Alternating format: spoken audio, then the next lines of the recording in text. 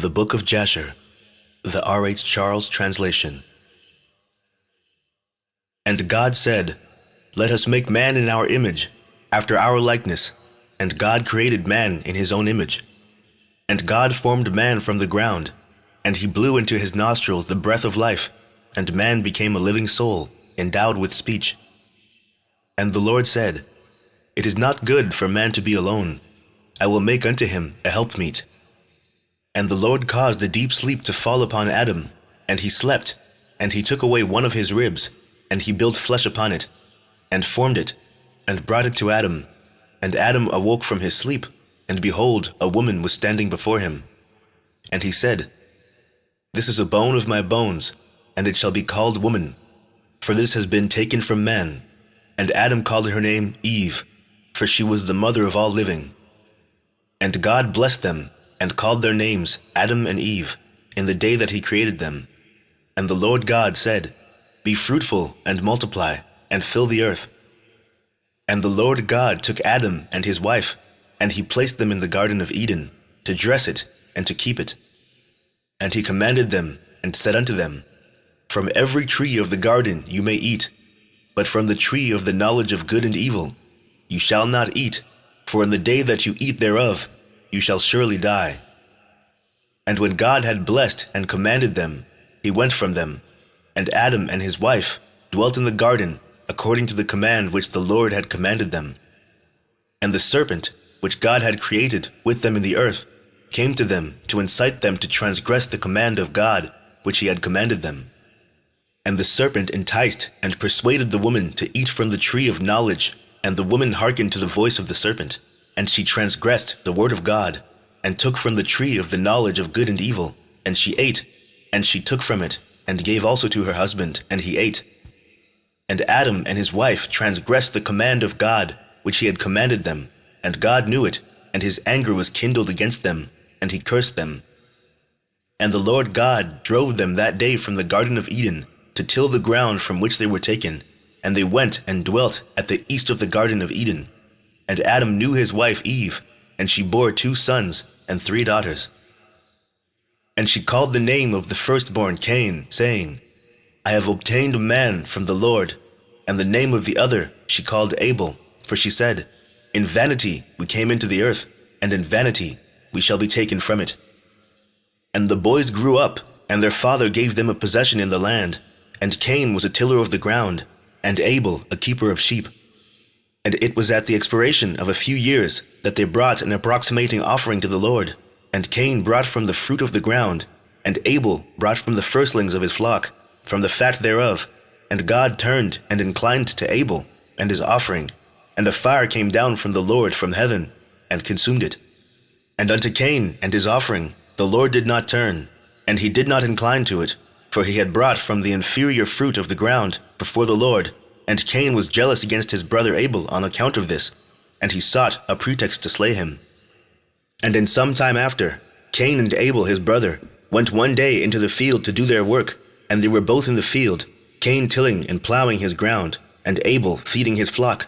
And the flock passed that part which Cain had plowed in the ground, and it sorely grieved Cain on this account. And Cain approached his brother Abel in anger, and he said unto him, "What is there between me and thee, that thou comest to dwell and bring thy flock to feed in my land?" And Abel answered his brother Cain, and said unto him, "What is there between me and thee, that thou shalt eat the flesh of my flock, and clothe thyself with their wool? And now, therefore, put off the wool of my sheep, with which thou hast clothed thyself, and recompense me for their fruit and flesh which thou hast eaten. And when thou shalt have done this, I will then go from thy land, as thou hast said." And Cain said to his brother Abel, "Surely, if I slay thee this day, who will require thy blood from me?"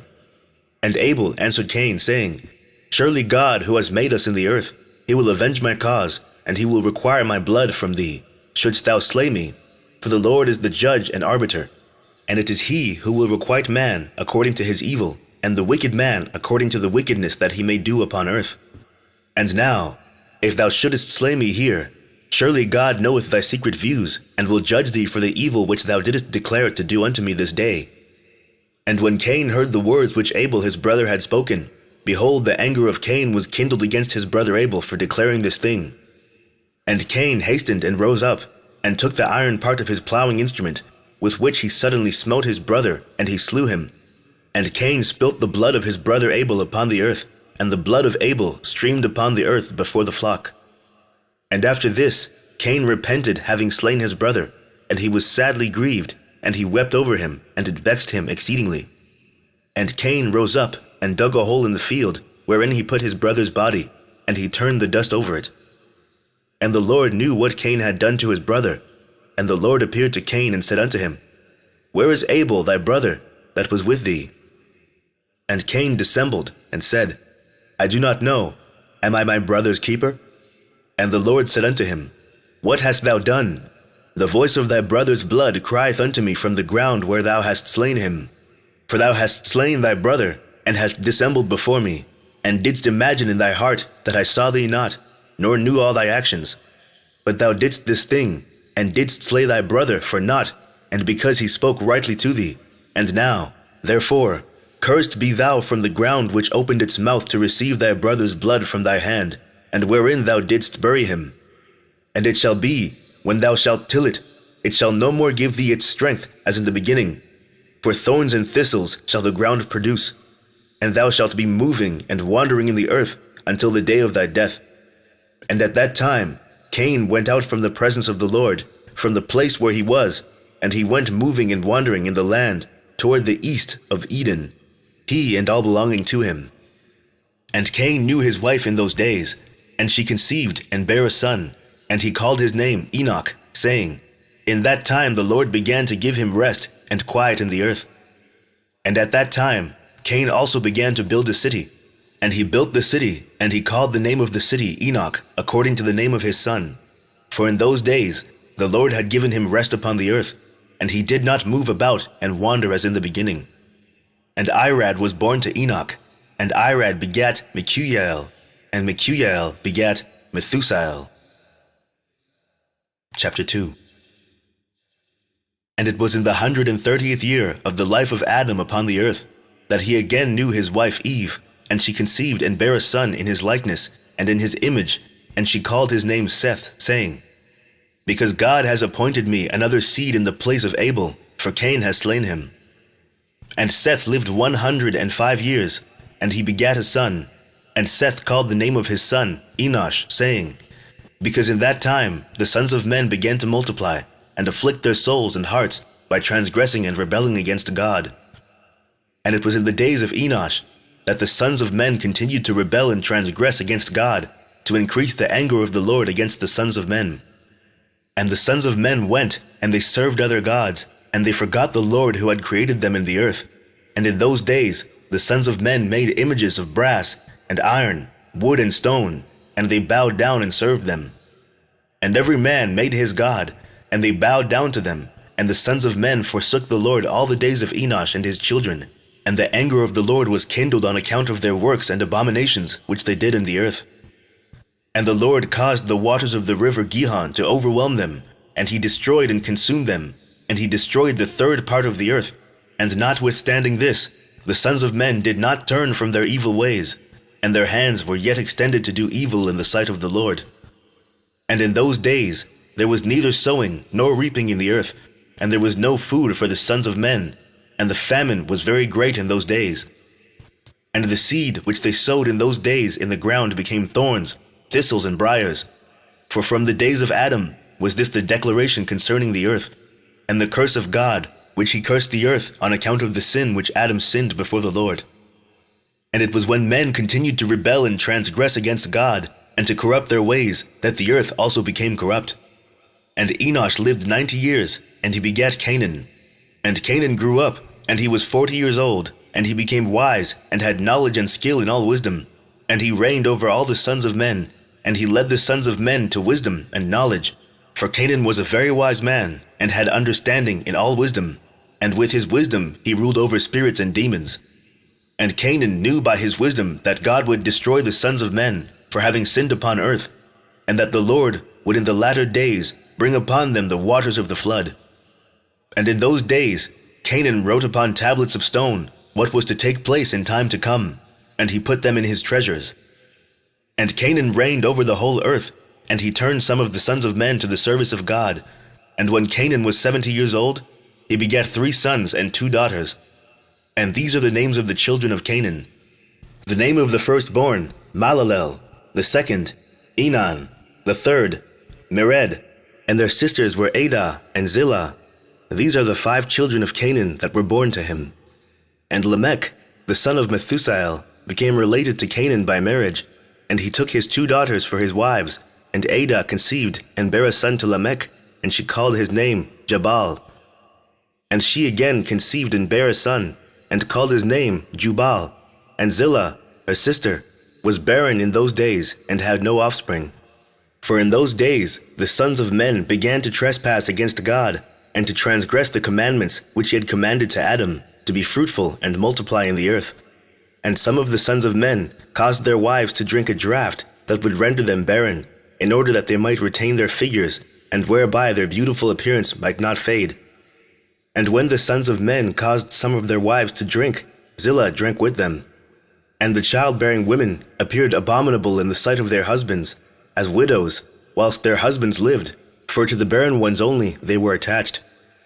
And in the end of days and years, when Zillah became old, the Lord opened her womb, and she conceived and bare a son, and she called his name Tubal-Cain, saying, After I had withered away, I have obtained him from the Almighty God.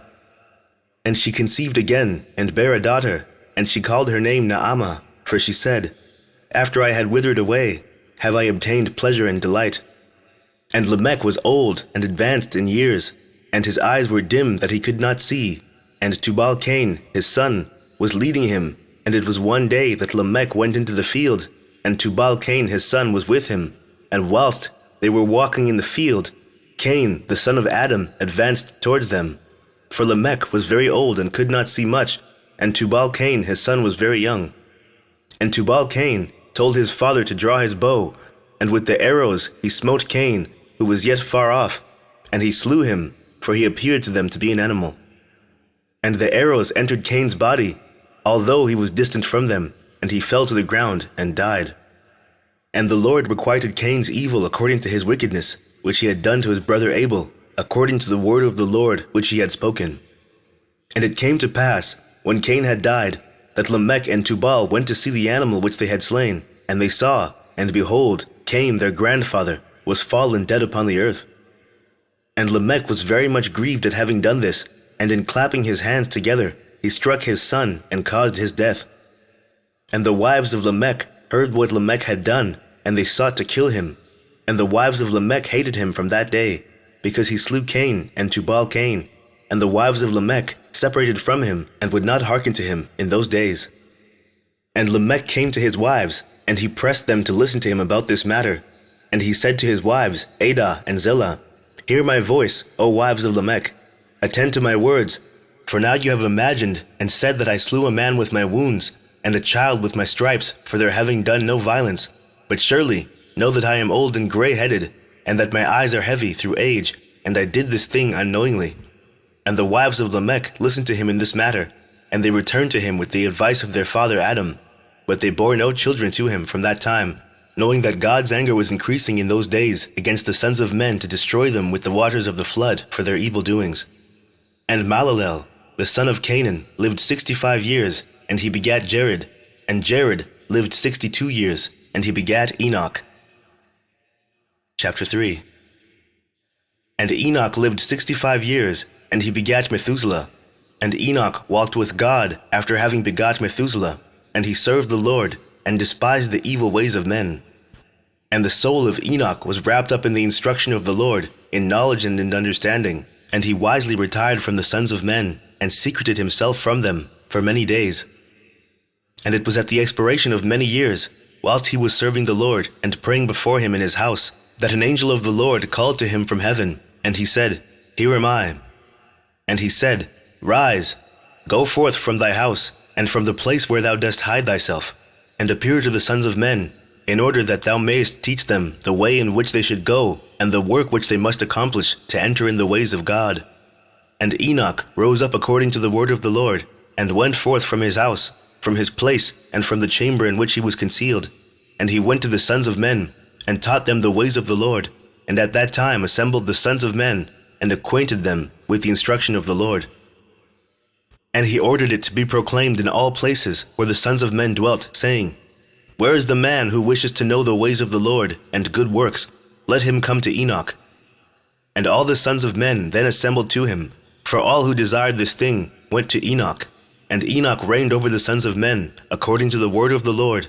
And they came, and bowed to him, and they heard his word. And the Spirit of God was upon Enoch, and he taught all men the wisdom of God and his ways. And the sons of men served the Lord all the days of Enoch, and they came to hear his wisdom.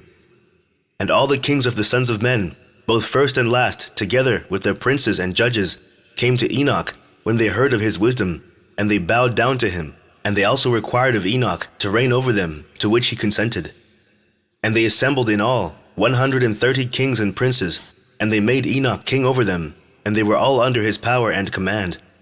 And Enoch taught them wisdom, knowledge, and the ways of the Lord, and he made peace amongst them, and peace was throughout the earth during the life of Enoch. And Enoch reigned over the sons of men 243 years, and he did justice and righteousness with all his people, and he led them in the ways of the Lord. And these are the generations of Enoch, Methuselah, Elisha, and Elimelech, 3 sons, and their sisters were Melchah and Naamah. And Methuselah lived 87 years, and he begat Lamech. And it was in the 56th year of the life of Lamech, when Adam died. 930 years old was he at his death. And his 2 sons, with Enoch and Methuselah his son, buried him with great pomp, as at the burial of kings, in the cave which God had told him. And in that place all the sons of men made a great mourning and weeping on account of Adam. It has therefore become a custom among the sons of men to this day. And Adam died, because he ate of the tree of knowledge, he and his children after him, as the Lord God had spoken. And it was in the year of Adam's death, which was the 243rd year of the reign of Enoch. In that time Enoch resolved to separate himself from the sons of men, and to secret himself, as at first, in order to serve the Lord. And Enoch did so, but did not entirely secret himself from them, but kept away from the sons of men 3 days, and then went to them for 1 day. And during the 3 days that he was in his chamber, he prayed to and praised the Lord his God. And the day on which he went and appeared to his subjects, he taught them the ways of the Lord, and all they asked him about the Lord, he told them. And he did in this manner for many years, and afterward he concealed himself for 6 days, and appeared to his people 1 day in 7. And after that, once in a month, and then once in a year, until all the kings, princes, and sons of men sought for him, and desired again to see the face of Enoch, and to hear his word, but they could not, as all the sons of men were greatly afraid of Enoch, and they feared to approach him on account of the godlike awe that was seated upon his countenance. Therefore no man could look at him, fearing he might be punished and die. And all the kings and princes resolved to assemble the sons of men, and to come to Enoch, thinking that they might all speak to him at the time when he should come forth amongst them, and they did so. And the day came when Enoch went forth, and they all assembled and came to him, and Enoch spoke to them the words of the Lord, and he taught them wisdom and knowledge, and they bowed down before him, and they said, May the king live, may the king live.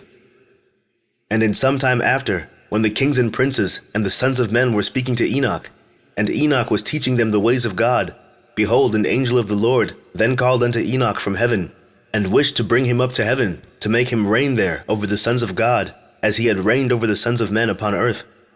When at that time Enoch heard this, he went and assembled all the inhabitants of the earth, and taught them wisdom and knowledge, and gave them divine instructions. And he said to them, I have been required to ascend into heaven. I therefore do not know the day of my going. And now, therefore, I will teach you wisdom and knowledge, and will give you instruction before I leave you, how to act upon earth, whereby you may live. And he did so. And he taught them wisdom and knowledge, and gave them instruction, and he reproved them, and he placed before them statutes and judgments to do upon earth, and made peace amongst them. And he taught them everlasting life, and dwelt with them some time, teaching them all these things. And at that time the sons of men were with Enoch, and Enoch was speaking to them. And they lifted up their eyes, and the likeness of a great horse descended from heaven, and the horse paced in the air. And they told Enoch what they had seen. And Enoch said to them, On my account does this horse descend upon earth. The time is come when I must go from you, and I shall no more be seen by you. And the horse descended at that time, and stood before Enoch, and all the sons of men that were with Enoch saw him. And Enoch then again ordered a voice to be proclaimed, saying, Where is the man who delighteth to know the ways of the Lord his God? Let him come this day to Enoch, before he is taken from us. And all the sons of men assembled and came to Enoch that day, and all the kings of the earth with their princes and counselors remained with him that day. And Enoch then taught the sons of men wisdom and knowledge, and gave them divine instruction, and he bade them serve the Lord, and walk in his ways all the days of their lives, and he continued to make peace amongst them. And it was after this that he rose up and rode upon the horse, and he went forth, and all the sons of men went after him, about 800,000 men, and they went with him 1 day's journey. And the second day he said to them, Return home to your tents. Why will you go? Perhaps you may die. And some of them went from him, and those that remained went with him 6 days' journey. And Enoch said to them every day, Return to your tents, lest you may die. But they were not willing to return, and they went with him. And on the 6th day, some of the men remained and clung to him, and they said to him, We will go with thee to the place where thou goest. As the Lord liveth, death only shall separate us. And they urged so much to go with him, that he ceased speaking to them. And they went after him, and would not return. And when the kings returned, they caused a census to be taken, in order to know the number of remaining men that went with Enoch. And it was upon the 7th day that Enoch ascended into heaven in a whirlwind, with horses and chariots of fire. And on the 8th day, all the kings that had been with Enoch sent to bring back the number of men that were with Enoch, in that place from which he had ascended into heaven. And all those kings went to the place, and they found the earth there filled with snow, and upon the snow were large stones of snow. And one said to the other, Come, let us break through the snow, and see perhaps the men that remained with Enoch are dead, and are now under the stones of snow. And they searched, but could not find him, for he had ascended into heaven. Chapter 4. And all the days that Enoch lived upon earth were 365 years. And when Enoch had ascended into heaven, all the kings of the earth rose and took Methuselah, his son, and anointed him, and they caused him to reign over them in the place of his father. And Methuselah acted uprightly in the sight of God, as his father Enoch had taught him. And he likewise during the whole of his life taught the sons of men wisdom, knowledge, and the fear of God, and he did not turn from the good way, either to the right or to the left. But in the latter days of Methuselah, the sons of men turned from the Lord. They corrupted the earth, they robbed and plundered each other, and they rebelled against God, and they transgressed, and they corrupted their ways, and would not hearken to the voice of Methuselah, but rebelled against him. And the Lord was exceedingly wroth against them, and the Lord continued to destroy the seed in those days, so that there was neither sowing nor reaping in the earth. For when they sowed the ground in order that they might obtain food for their support, behold, thorns and thistles were produced which they did not sow. And still the sons of men did not turn from their evil ways, and their hands were still extended to do evil in the sight of God, and they provoked the Lord with their evil ways. And the Lord was very wroth, and repented that he had made man. And he thought to destroy and annihilate them, and he did so. In those days, when Lamech, the son of Methuselah, was 160 years old, Seth, the son of Adam, died. And all the days that Seth lived were 912 years, and he died. And Lamech was 180 years old when he took Ashmuah, the daughter of Elisha, the son of Enoch, his uncle, and she conceived. And at that time the sons of men sowed the ground, and a little food was produced, yet the sons of men did not turn from their evil ways, and they trespassed, and rebelled against God. And the wife of Lamech conceived and bare him a son at that time, at the revolution of the year. And Methuselah called his name Noah, saying, The earth was in his days at rest, and free from corruption. And Lamech his father called his name Menachem, saying, This one shall comfort us in our works and miserable toil in the earth, which God had cursed. And the child grew up, and was weaned, and he went in the ways of his father Methuselah, perfect and upright with God. And all the sons of men departed from the ways of the Lord in those days, as they multiplied upon the face of the earth, with sons and daughters, and they taught one another their evil practices, and they continued sinning against the Lord. And every man made unto himself a god, and they robbed and plundered every man his neighbor, as well as his relative, and they corrupted the earth was filled with violence. And their judges and rulers went to the daughters of men, and took their wives by force from their husbands, according to their choice. And the sons of men in those days took from the cattle of the earth, the beasts of the field, and the fowls of the air, and taught the mixture of animals of one species with the other, in order therewith to provoke the Lord. And God saw the whole earth, and it was corrupt, for all flesh had corrupted its ways upon earth, all men and all animals. And the Lord said, I will blot out man that I created from the face of the earth, yea, from man to the birds of the air, together with cattle and beasts that are in the field, for I repent that I made them.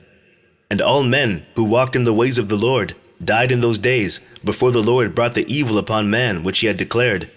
For this was from the Lord, that they should not see the evil which the Lord spoke of concerning the sons of men. And Noah found grace in the sight of the Lord, and the Lord chose him and his children to raise up seed from them upon the face of the whole earth. Chapter 5. And it was in the 84th year of the life of Noah that Enoch, the son of Seth, died. He was 905 years old at his death. And in the 179th year of the life of Noah, Canaan, the son of Enosh, died. And all the days of Canaan were 910 years, and he died. And in the 234th year of the life of Noah, Mahalalel, the son of Canaan, died. And the days of Mahalalel were 895 years, and he died. And Jared, the son of Mahalalel, died in those days, in the 336th year of the life of Noah. And all the days of Jared were 962 years, and he died. And all who followed the Lord died in those days, before they saw the evil which God declared to do upon earth. And after the lapse of many years, in the 480th year of the life of Noah, when all those men who followed the Lord had died away from amongst the sons of men, and only Methuselah was then left, God said unto Noah and Methuselah, saying, Speak ye, and proclaim to the sons of men, saying, Thus saith the Lord, Return from your evil ways, and forsake your works, and the Lord will repent of the evil that he declared to do to you, so that it shall not come to pass.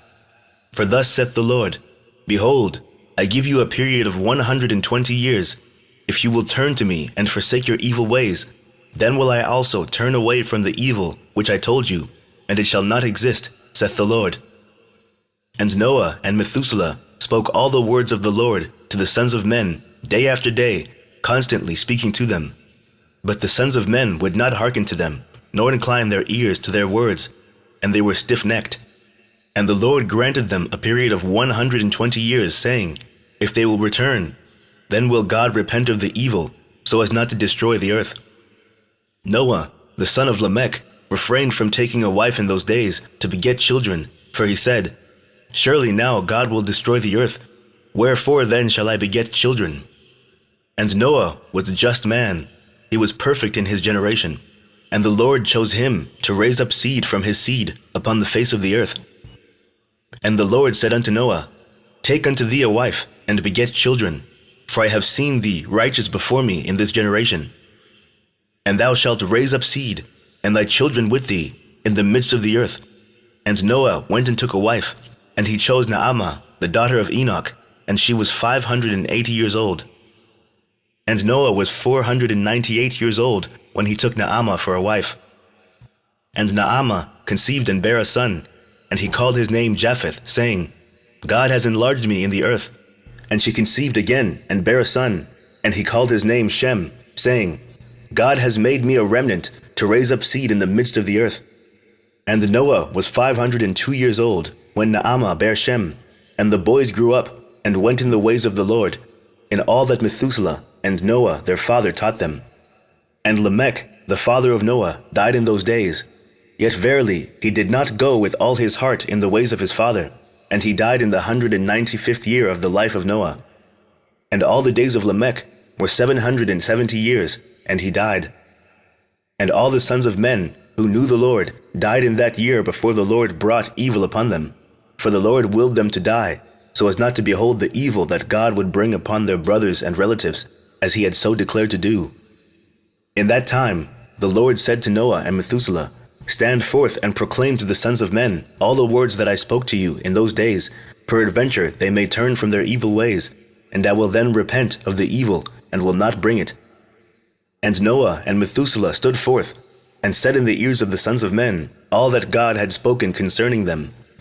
But the sons of men would not hearken, neither would they incline their ears to all their declarations. And it was after this that the Lord said to Noah, The end of all flesh is come before me, on account of their evil deeds, and behold, I will destroy the earth. And do thou take unto thee gopher wood, and go to a certain place, and make a large ark, and place it in that spot. And thus shalt thou make it, 300 cubits its length, 50 cubits broad, and 30 cubits high. And thou shalt make unto thee a door open at its side, and to a cubit thou shalt finish above, and cover it within and without with pitch. And behold, I will bring the flood of waters upon the earth, and all flesh be destroyed from under the heavens. All that is upon earth shall perish. And thou and thy household shall go and gather 2 couple of all living things, male and female, and shall bring them to the ark, to raise up seed from them upon earth. And gather unto thee all food that is eaten by all the animals, that there may be food for thee and for them. And thou shalt choose for thy sons 3 maidens from the daughters of men, and they shall be wives for thy sons. And Noah rose up, and he made the ark in the place where God had commanded him, and Noah did as God had ordered him. In his 595th year, Noah commenced to make the ark, and he made the ark in 5 years, as the Lord had commanded. Then Noah took the 3 daughters of Eliakim, the son of Methuselah, for wives for his sons, as the Lord had commanded Noah. And it was at that time Methuselah, the son of Enoch, died. 960 years old was he at his death. Chapter 6. At that time, after the death of Methuselah, the Lord said to Noah, Go thou with thy household into the ark. Behold, I will gather to thee all the animals of the earth, the beasts of the field, and the fowls of the air, and they shall all come and surround the ark. And thou shalt go and seat thyself by the doors of the ark, and all the beasts, the animals, and the fowls shall assemble and place themselves before thee. And such of them as shall come and crouch before thee shalt thou take and deliver into the hands of thy sons, who shall bring them to the ark, and all that will stand before thee thou shalt leave. And the Lord brought this about on the next day, and animals, beasts, and fowls came in great multitudes and surrounded the ark. And Noah went and seated himself by the door of the ark, and of all flesh that crouched before him he brought into the ark, and all that stood before him he left upon earth. And a lioness came, with her 2 whelps, male and female, and the 3 crouched before Noah. And the 2 whelps rose up against the lioness and smote her, and made her flee from her place, and she went away. And they returned to their places, and crouched upon the earth before Noah. And the lioness ran away, and stood in the place of the lions. And Noah saw this, and wondered greatly, and he rose and took the 2 whelps, and brought them into the ark. And Noah brought into the ark from all living creatures that were upon earth, so that there was none left but which Noah brought into the ark. 2 and 2 came to Noah into the ark, but from the clean animals and the clean fowls he brought 7 couples, as God had commanded him. And all the animals and beasts and fowls were still there, and they surrounded the ark at every place, and the rain had not descended till 7 days after. And on that day the Lord caused the whole earth to shake, and the sun darkened, and the foundations of the world raged, and the whole earth was moved violently, and the lightning flashed, and the thunder roared, and all the fountains of the earth were broken up, such as was not known to the inhabitants before. And God did this mighty act in order to terrify the sons of men, that there might be no more evil upon earth. And still the sons of men would not return from their evil ways, and they increased the anger of the Lord at that time, and did not even direct their hearts to all this. And at the end of 7 days, in the 600th year of the life of Noah, the waters of the flood were upon the earth, and all the fountains of the deep were broken up, and the windows of heaven were opened, and the rain was upon the earth 40 days and 40 nights. And Noah and his household and all the living creatures that were with him came into the ark on account of the waters of the flood, and the Lord shut him in. And all the sons of men that were left upon the earth became exhausted through evil on account of the rain, for the waters were coming more violently upon the earth, and the animals and beasts were still surrounding the ark. And the sons of men assembled together, about 700,000 men and women, and they came unto Noah to the ark. And they called to Noah, saying, Open for us, that we may come to thee in the ark, and wherefore shall we die? And Noah with a loud voice answered them from the ark, saying, Have you not all rebelled against the Lord, and said that he does not exist? And therefore the Lord brought upon you this evil, to destroy and cut you off from the face of the earth. Is not this the thing that I spoke to you of 120 years back, and you would not hearken to the voice of the Lord, and now you desire to live upon earth? And they said to Noah, We are ready to return to the Lord, only open for us that we may live and not die. And Noah answered them, saying, Behold, now that you see the trouble of your souls, you wish to return to the Lord. Why did you not return during these 120 years, which the Lord granted you as the determined period? But now you come and tell me this, on account of the troubles of your souls. Now also the Lord will not listen to you, neither will he give ear to you on this day, so that you will not now succeed in your wishes.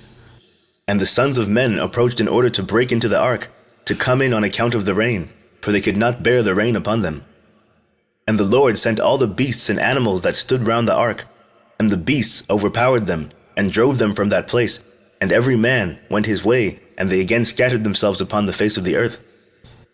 And the rain was still descending upon the earth, and it descended 40 days and 40 nights, and the waters prevailed greatly upon the earth, and all flesh that was upon the earth or in the waters died, whether men, animals, beasts, creeping things, or birds of the air.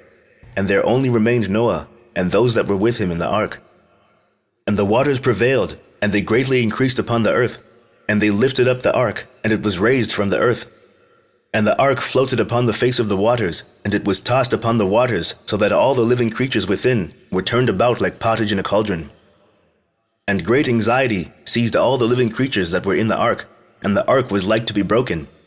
And all the living creatures that were in the ark were terrified, and the lions roared, and the oxen lowed, and the wolves howled, and every living creature in the ark spoke and lamented in its own language, so that their voices reached to a great distance, and Noah and his sons cried and wept in their troubles. They were greatly afraid that they had reached the gates of death.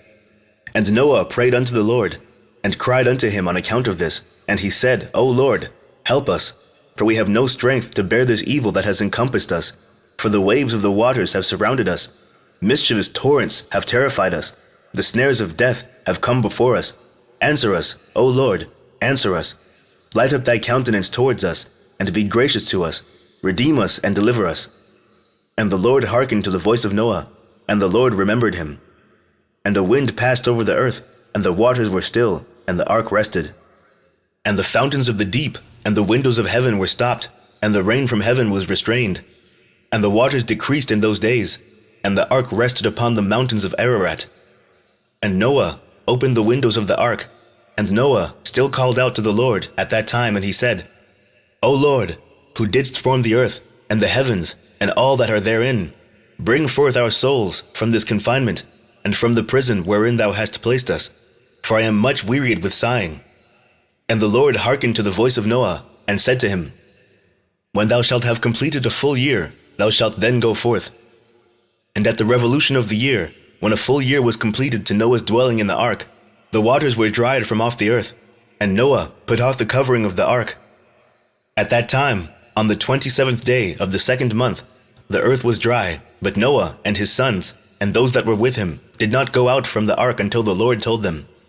And the day came that the Lord told them to go out, and they all went out from the ark. And they went and returned every one to his way and to his place, and Noah and his sons dwelt in the land that God had told them, and they served the Lord all their days, and the Lord blessed Noah and his sons on their going out from the ark. And he said to them, Be fruitful and fill all the earth, become strong and increase abundantly in the earth, and multiply therein. Chapter 7. And these are the names of the sons of Noah, Japheth, Ham, and Shem. And children were born to them after the flood, for they had taken wives before the flood. These are the sons of Japheth, Gomer, Magog, Madai, Javan, Tubal, Meshech, and Tyrus, 7 sons. And the sons of Gomer were Ashkenaz, Riphath, and Tergamah. And the sons of Magog were Elicanaph and Lubal. And the children of Madai were Achan, Zielo, Kazoni, and Lot. And the sons of Javan were Elisha, Tarshish, Kittim, and Dudanim. And the sons of Tubal were Araphi, Kesed, and Taari. And the sons of Meshech were Dadan, Zaron, and Shebashni. And the sons of Tyrus were Benib, Gera, Lupirion, and Gilak. These are the sons of Japheth according to their families, and their numbers in those days were about 460 men. And these are the sons of Ham, Cush, Mitzrayim, Phut, and Canaan, 4 sons. And the sons of Cush were Seba, Havilah, Sabta, Raamah, and Sateka. And the sons of Raamah were Sheba and Dedan. And the sons of Mitzrayim were Lud, Anam, and Pathros, Casloth, and Caphtor. And the sons of Phut were Gebul, Hadan, Benah, and Adan.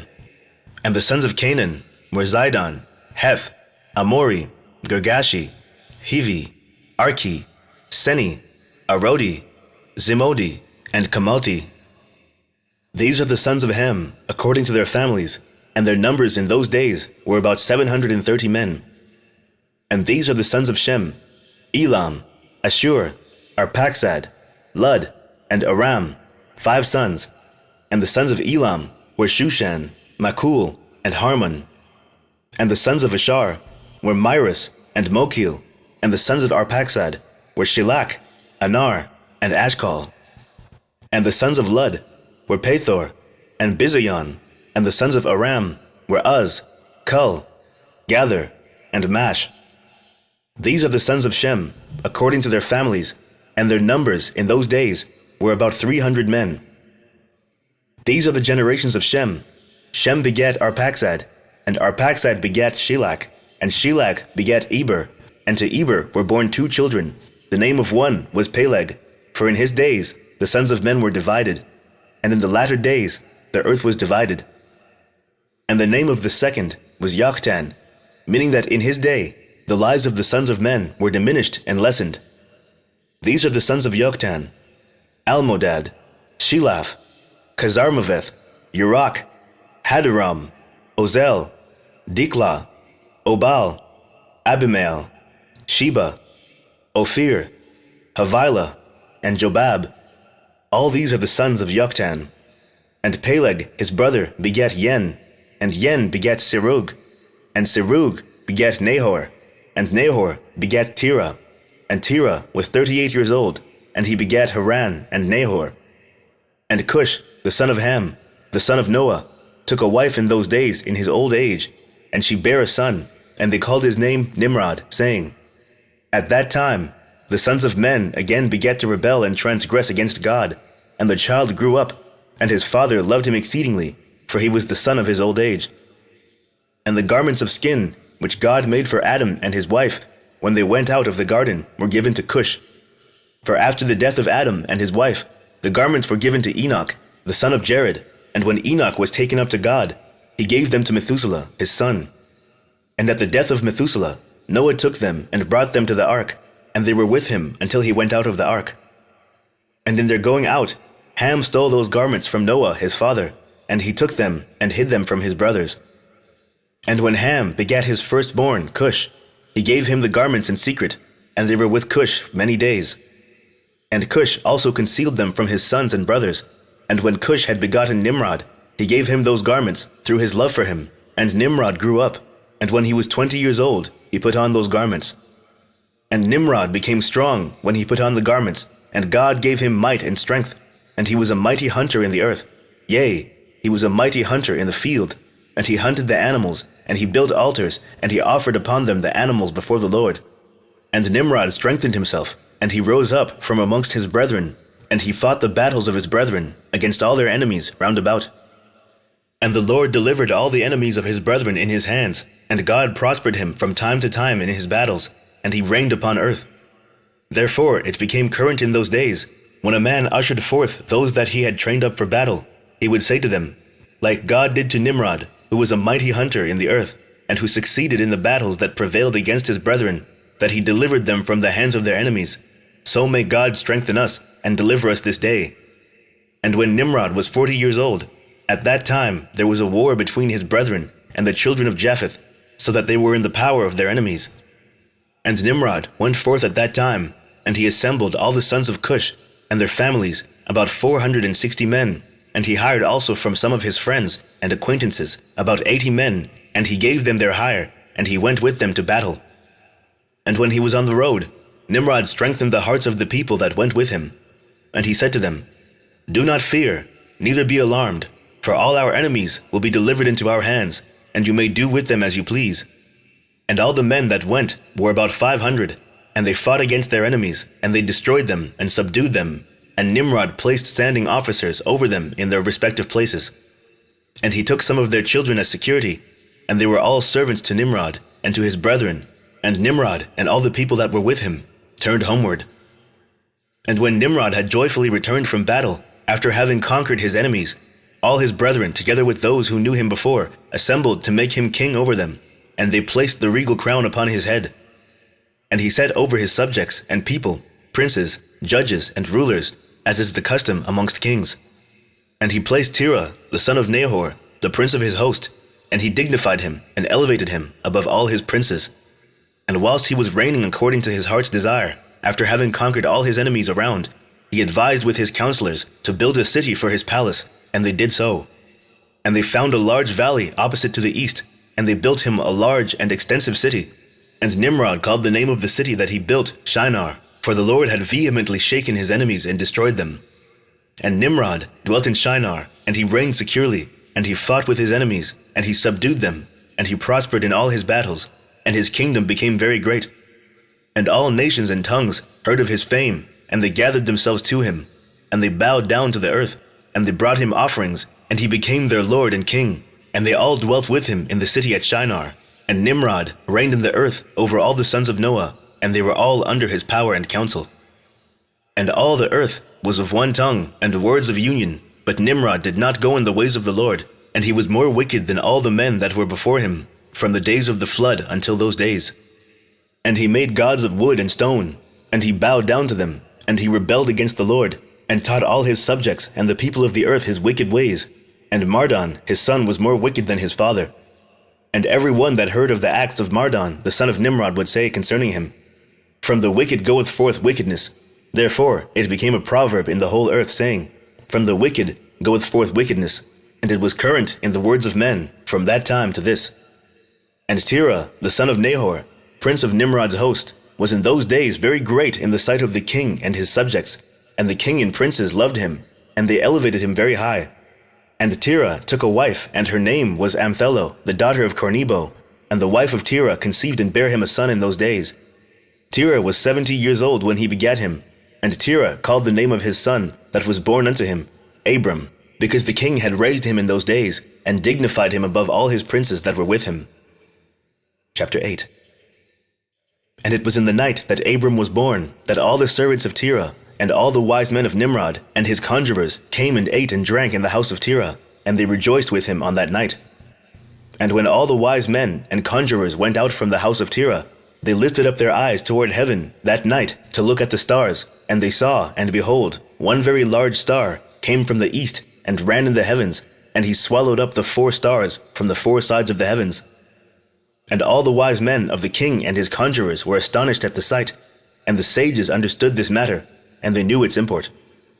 And they said to each other, This only betokens the child that has been born to Terah this night, who will grow up and be fruitful and multiply, and possess all the earth, he and his children forever. And he and his seed will slay great kings, and inherit their lands. And the wise men and conjurers went home that night, and in the morning all these wise men and conjurers rose up early, and assembled in an appointed house. And they spoke and said to each other, Behold, the sight that we saw last night is hidden from the king. It has not been made known to him. And should this thing get known to the king in the latter days, he will say to us, Why have you concealed this matter from me? And then we shall all suffer death. Therefore, now let us go and tell the king the sight which we saw, and the interpretation thereof, and we shall then remain clear. And they did so. And they all went to the king, and bowed down to him to the ground. And they said, May the king live, may the king live.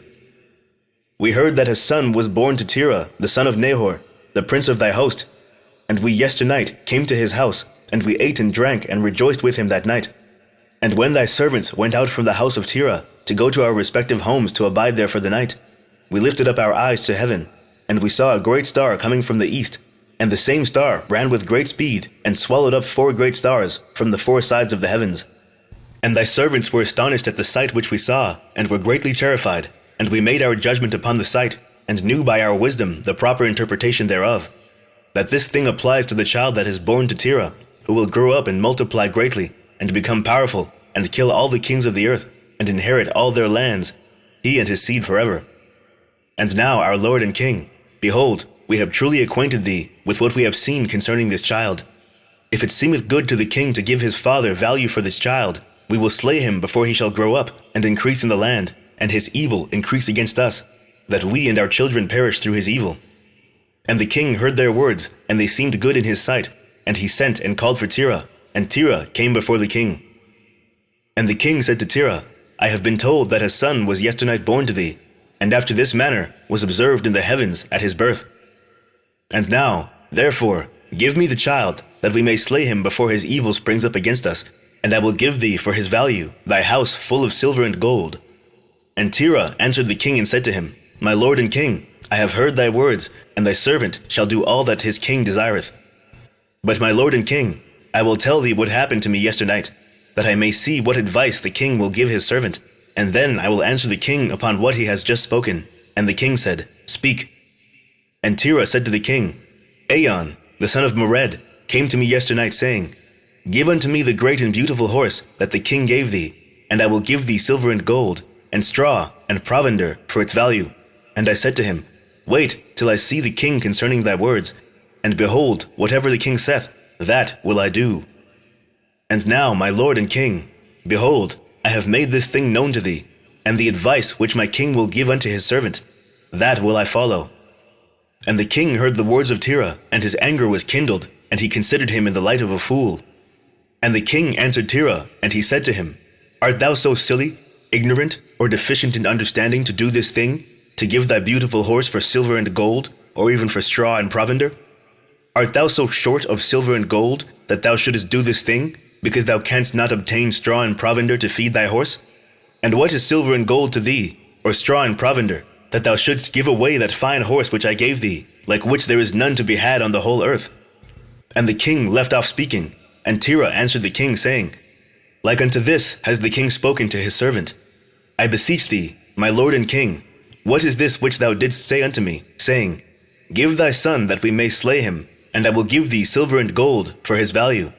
What shall I do with silver and gold after the death of my son? Who shall inherit me? Surely then at my death the silver and gold will return to my king who gave it.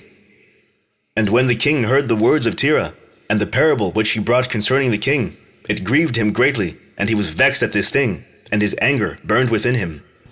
And Terah saw that the anger of the king was kindled against him. And he answered the king, saying, All that I have is in the king's power. Whatever the king desireth to do to his servant, that let him do. Yea, even my son, he is in the king's power, without value in exchange, he and his 2 brothers that are older than he. And the king said to Terah, No, but I will purchase thy younger son for a price. And Terah answered the king, saying, I beseech thee, my lord and king, to let thy servant speak a word before thee, and let the king hear the word of his servant. And Terah said, Let my king give me 3 days' time till I consider this matter within myself, and consult with my family concerning the words of my king. And he pressed the king greatly to agree to this. And the king hearkened to Terah, and he did so, and he gave him 3 days' time. And Terah went out from the king's presence, and he came home to his family, and spoke to them all the words of the king, and the people were greatly afraid.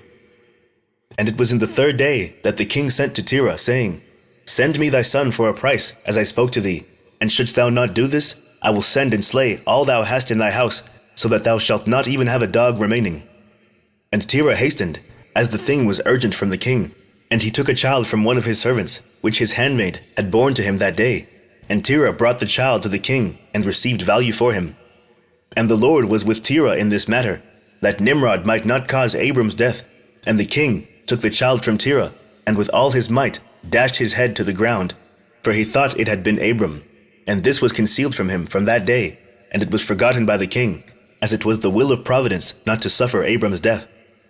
And Terah took Abram his son secretly, together with his mother and nurse, and he concealed them in a cave, and he brought them their provisions monthly. And the Lord was with Abram in the cave, and he grew up, and Abram was in the cave 10 years, and the king and his princes, soothsayers and sages, thought that the king had killed Abram. Chapter 9. And Haran, the son of Terah, Abram's oldest brother, took a wife in those days. Haran was 39 years old when he took her, and the wife of Haran conceived and bare a son, and he called his name Lot.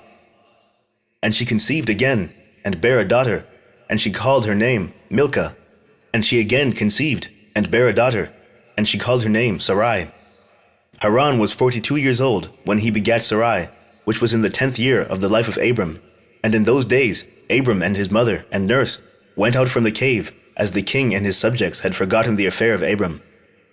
And when Abram came out from the cave, he went to Noah and his son Shem, and he remained with them to learn the instruction of the Lord and his ways, and no man knew where Abram was. And Abram served Noah and Shem his son for a long time.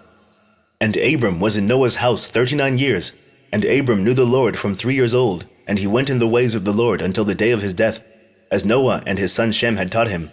And all the sons of the earth in those days greatly transgressed against the Lord, and they rebelled against him, and they served other gods, and they forgot the Lord who had created them in the earth. And the inhabitants of the earth made unto themselves at that time every man his god, gods of wood and stone, which could neither speak, hear, nor deliver, and the sons of men served them, and they became their gods. And the king and all his servants, and Terah with all his household, were then the first of those that served gods of wood and stone. And Terah had 12 gods of large size, made of wood and stone, after the 12 months of the year, and he served each one monthly. And every month Terah would bring his meat offering and drink offering to his gods, and thus did Terah all the days. And all that generation were wicked in the sight of the Lord, and they thus made every man his god, but they forsook the Lord who had created them.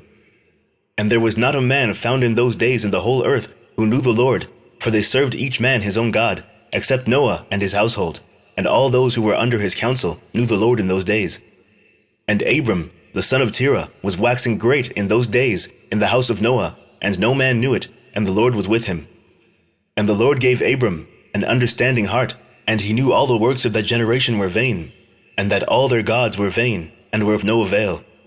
And Abram saw the sun shining upon the earth, and Abram said unto himself, Surely now this sun that shines upon the earth is God, and him will I serve. And Abram served the sun in that day, and he prayed to him. And when evening came, the sun set as usual, and Abram said within himself, Surely this cannot be God. And Abram still continued to speak within himself, Who is he who made the heavens and the earth, who created upon earth? Where is he? And night darkened over him, and he lifted up his eyes toward the west, north, south, and east, and he saw that the sun had vanished from the earth, and the day became dark. And Abram saw the stars and moon before him, and he said, Surely this is the God who created the whole earth, as well as man. And behold, these his servants are gods around him. And Abram served the moon, and prayed to it all that night. And in the morning, when it was light, and the sun shone upon the earth as usual, Abram saw all the things that the Lord God had made upon earth. And Abram said unto himself, Surely these are not gods that made the earth and all mankind, but these are the servants of God. And Abram remained in the house of Noah, and there knew the Lord and his ways, and he served the Lord all the days of his life. And all that generation forgot the Lord, and served other gods of wood and stone, and rebelled all their days. And King Nimrod reigned securely, and all the earth was under his control, and all the earth was of one tongue, and words of union. And all the princes of Nimrod and his great men took counsel together, Phut, Mitzrayim, Cush, and Canaan, with their families, and they said to each other, Come, let us build ourselves a city, and in it a strong tower, and its top reaching heaven, and we will make ourselves famed, so that we may reign upon the whole world, in order that the evil of our enemies may cease from us, and that we may reign mightily over them, and that we may not become scattered over the earth on account of their wars. And they all went before the king, and they told the king these words, and the king agreed with them in this affair, and he did so. And all the families assembled, consisting of about 600,000 men, and they went to seek an extensive piece of ground to build the city and the tower. And they sought in the whole earth, and they found none like one valley at the east of the land of Shinar, about 2 days' walk, and they journeyed there, and they dwelt there. And they began to make bricks and burn fires to build the city and the tower that they had imagined to complete. And the building of the tower was unto them a transgression and a sin, and they began to build it. And whilst they were building against the Lord God of heaven, they imagined in their hearts to war against him and to ascend into heaven. And all these people and all the families divided themselves in 3 parts. The first said, "We will ascend into heaven and fight against him." The second said, "We will ascend to heaven and place our own gods there and serve them." And the third part said, "We will ascend to heaven and smite him with bows and spears." And God knew all their works and all their evil thoughts, and he saw the city and the tower which they were building. And when they were building, they built themselves a great city and a very high and strong tower. And on account of its height, the mortar and bricks did not reach the builders in their ascent to it, until those who went up had completed a full year. And after that, they reached to the builders and gave them the mortar and the bricks. Thus was it done daily. And behold, these ascended, and others descended the whole day. And if a brick should fall from their hands and get broken, they would all weep over it. And if a man fell and died, none of them would look at him. And the Lord knew their thoughts, and it came to pass, when they were building, they cast the arrows toward the heavens, and all the arrows fell upon them filled with blood. And when they saw them, they said to each other, "Surely we have slain all those that are in heaven." For this was from the Lord, in order to cause them to err, and in order to destroy them from off the face of the ground. And they built the tower and the city, and they did this thing daily until many days and years were elapsed.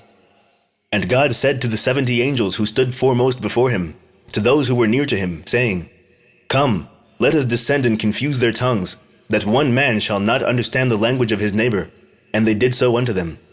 And from that day following, they forgot each man his neighbor's tongue, and they could not understand to speak in one tongue.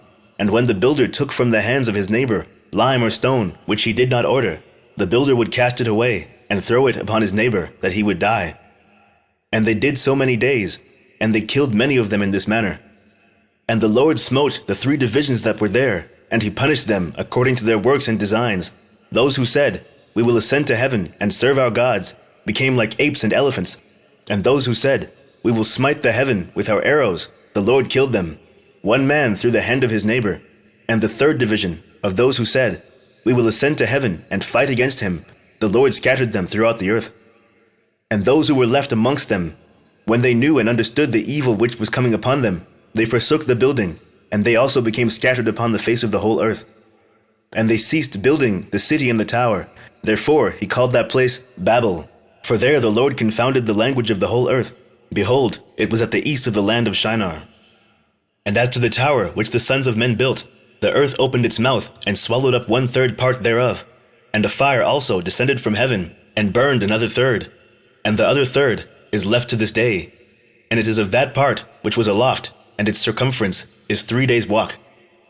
And many of the sons of men died in that tower, a people without number. Chapter 10. And Peleg, the son of Eber, died in those days, in the 48th year of the life of Abram, son of Terah. And all the days of Peleg were 239 years. And when the Lord had scattered the sons of men on account of their sin at the tower, behold, they spread forth into many divisions, and all the sons of men were dispersed into the 4 corners of the earth. And all the families became each according to its language, its land, or its city. And the sons of men built many cities according to their families in all the places where they went, and throughout the earth where the Lord had scattered them. And some of them built cities in places from which they were afterward extirpated. And they called these cities after their own names, or the names of their children, or after their particular occurrences.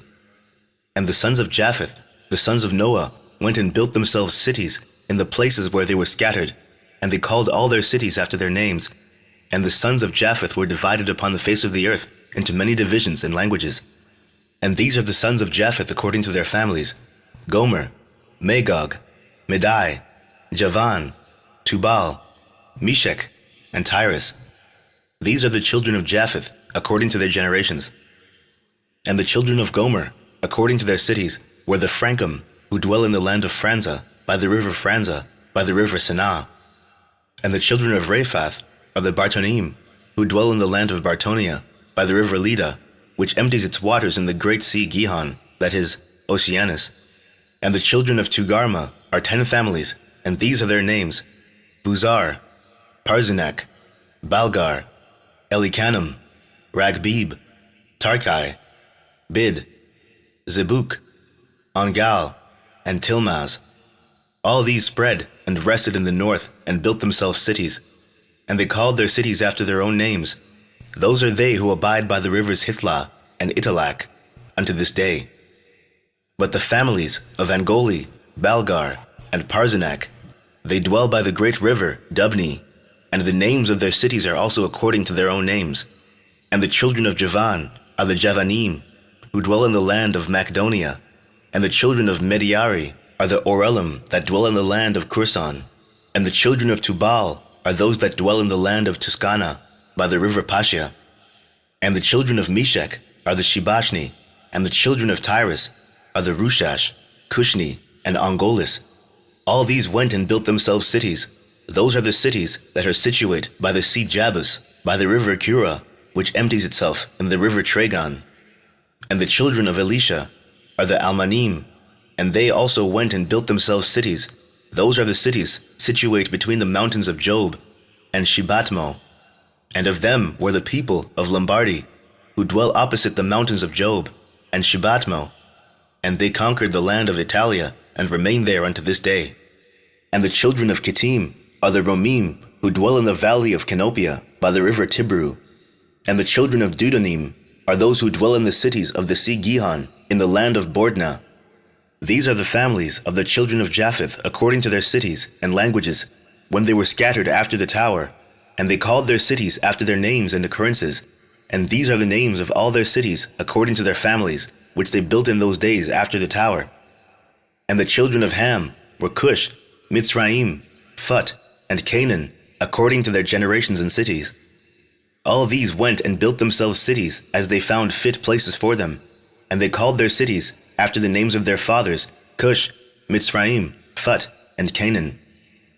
And the children of Mitzrayim are the Ludim, Anamim, Lehabim, Naphtuchim, Pathrusim, Casluchim, and Caphturim, 7 families. All these dwelled by the river Sihor, that is the brook of Egypt, and they built themselves cities, and called them after their own names. And the children of Pathros and Caslach intermarried together, and from them went forth the Pelishtim, and the Azatim, and the Gerarim, and the Gittim, and the Ekronim, in all 5 families. These also built themselves cities, and they called their cities after the names of their fathers unto this day. And the children of Canaan also built themselves cities, and they called their cities after their names, 11 cities, and others without number. And 4 men from the family of Ham went to the land of the plain. These are the names of the 4 men, Sodom, Gomorrah, Admah, and Zeboyim. And these men built themselves 4 cities in the land of the plain, and they called the names of their cities after their own names. And they and their children, and all belonging to them, dwelt in those cities, and they were fruitful and multiplied greatly, and dwelt peaceably.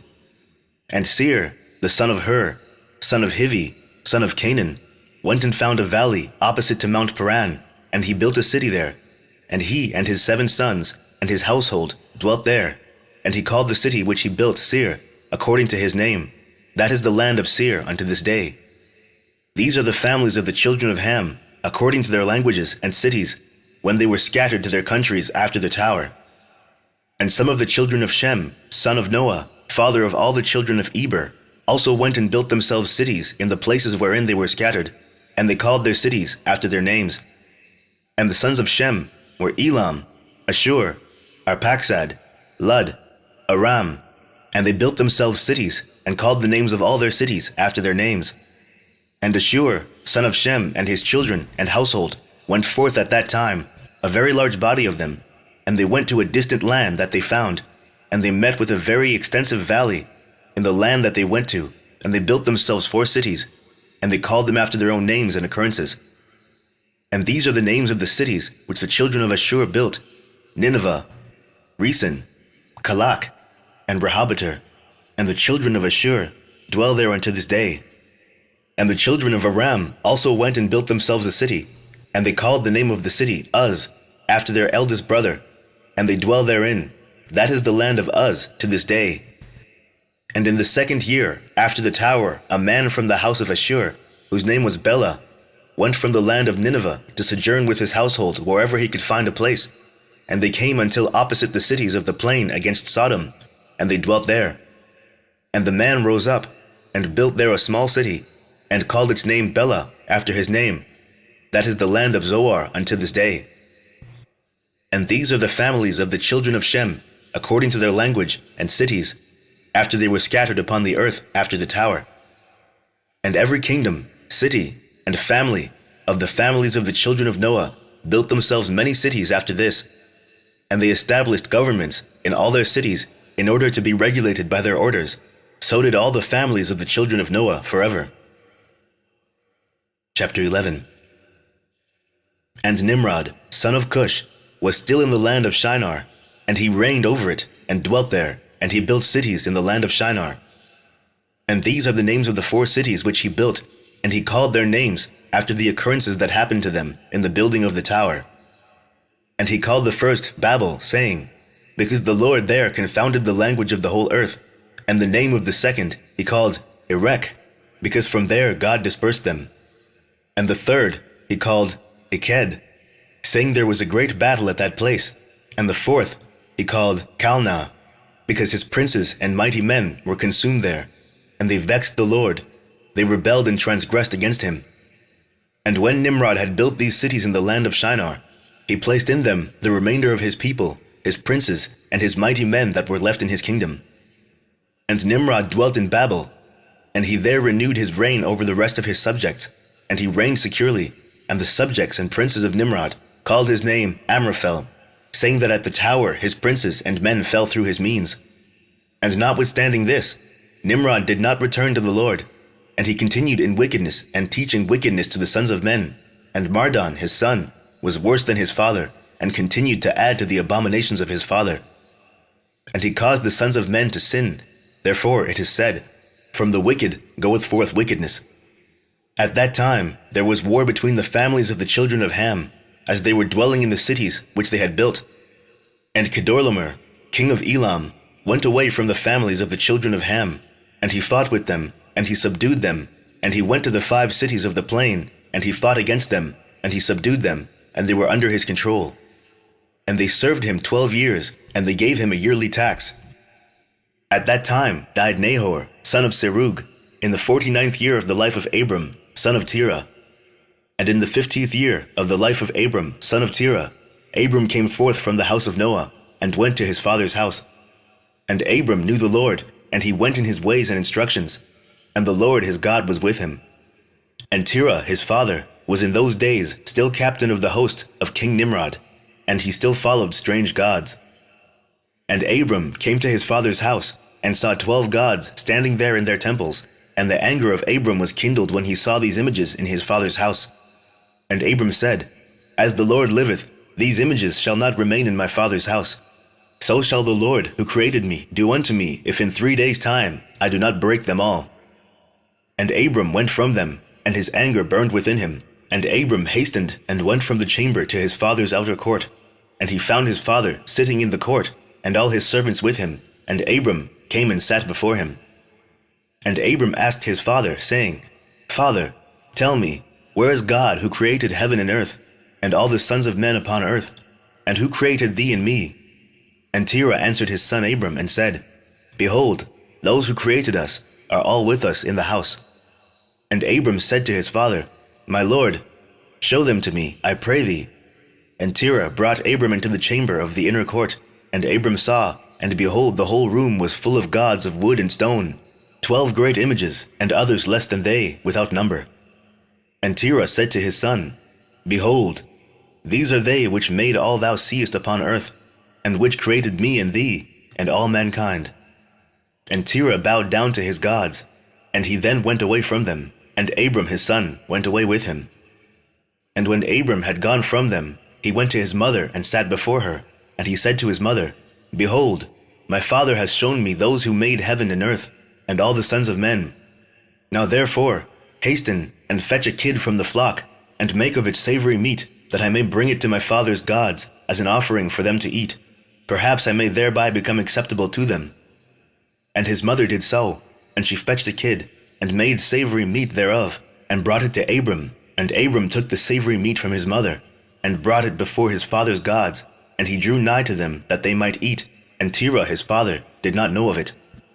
And Abram saw on the day when he was sitting amongst them that they had no voice, no hearing, no motion, and not one of them could stretch forth his hand to eat.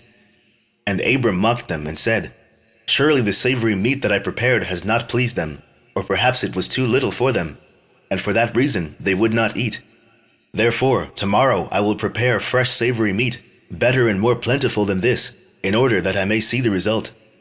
And it was on the next day that Abram directed his mother concerning the savory meat, and his mother rose and fetched 3 fine kids from the flock, and she made of them some excellent savory meat, such as her son was fond of, and she gave it to her son Abram, and Terah his father did not know of it. And Abram took the savory meat from his mother, and brought it before his father's gods into the chamber. And he came nigh unto them that they might eat, and he placed it before them. And Abram sat before them all day, thinking perhaps they might eat. And Abram viewed them, and behold, they had neither voice, nor hearing, nor did one of them stretch forth his hand to the meat to eat. And in the evening of that day, in that house, Abram was clothed with the Spirit of God. And he called out and said, Woe unto my father and this wicked generation, whose hearts are all inclined to vanity, who serve these idols of wood and stone, which can neither eat, smell, hear, nor speak, who have mouths without speech, eyes without sight, ears without hearing, hands without feeling, and legs which cannot move. Like them are those that made them, and that trust in them.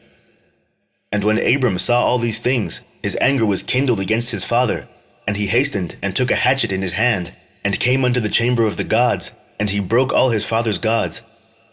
And when he had done breaking the images, he placed the hatchet in the hand of the great God, which was there before them, and he went out.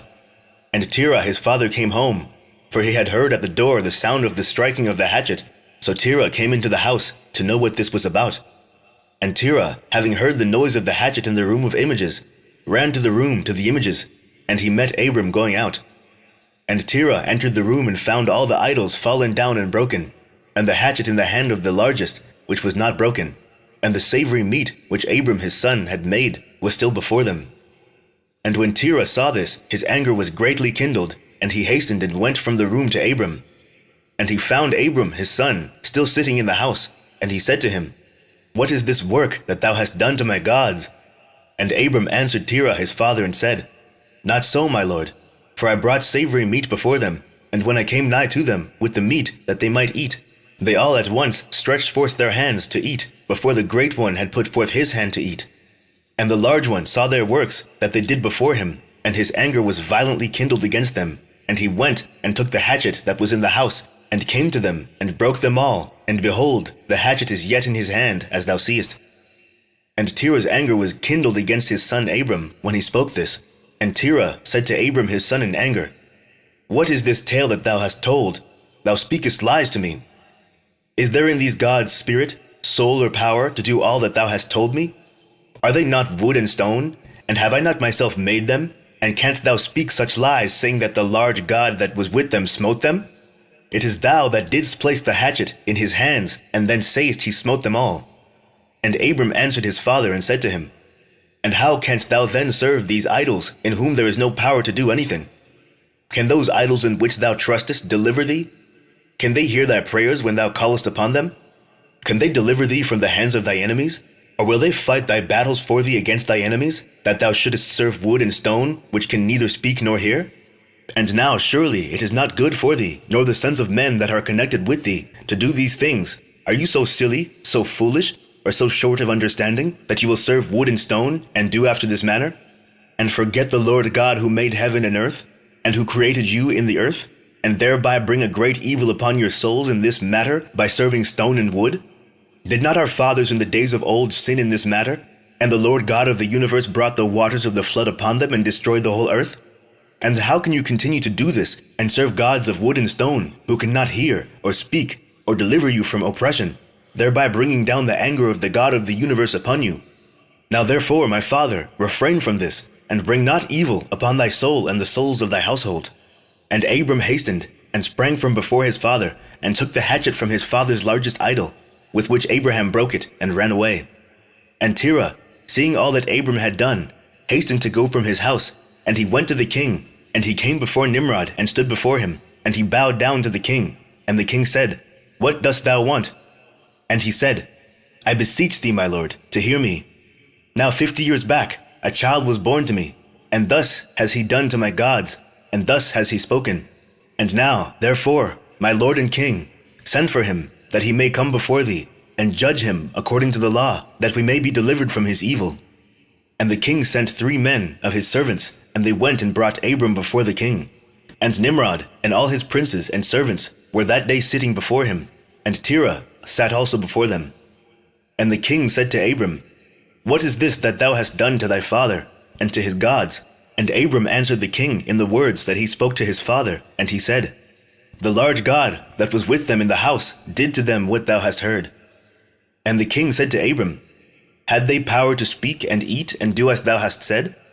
And Abram answered the king, saying, "And if there be no power in them, why dost thou serve them, and cause the sons of men to err through thy follies? Dost thou imagine that they can deliver thee, or do anything small or great, that thou shouldst serve them? And why wilt thou not sense the God of the whole universe, who created thee, and in whose power it is to kill and keep alive? O foolish, simple, and ignorant king, woe unto thee forever! I thought thou wouldst teach thy servants the upright way, but thou hast not done this, but hast filled the whole earth with thy sins and the sins of thy people, who have followed thy ways.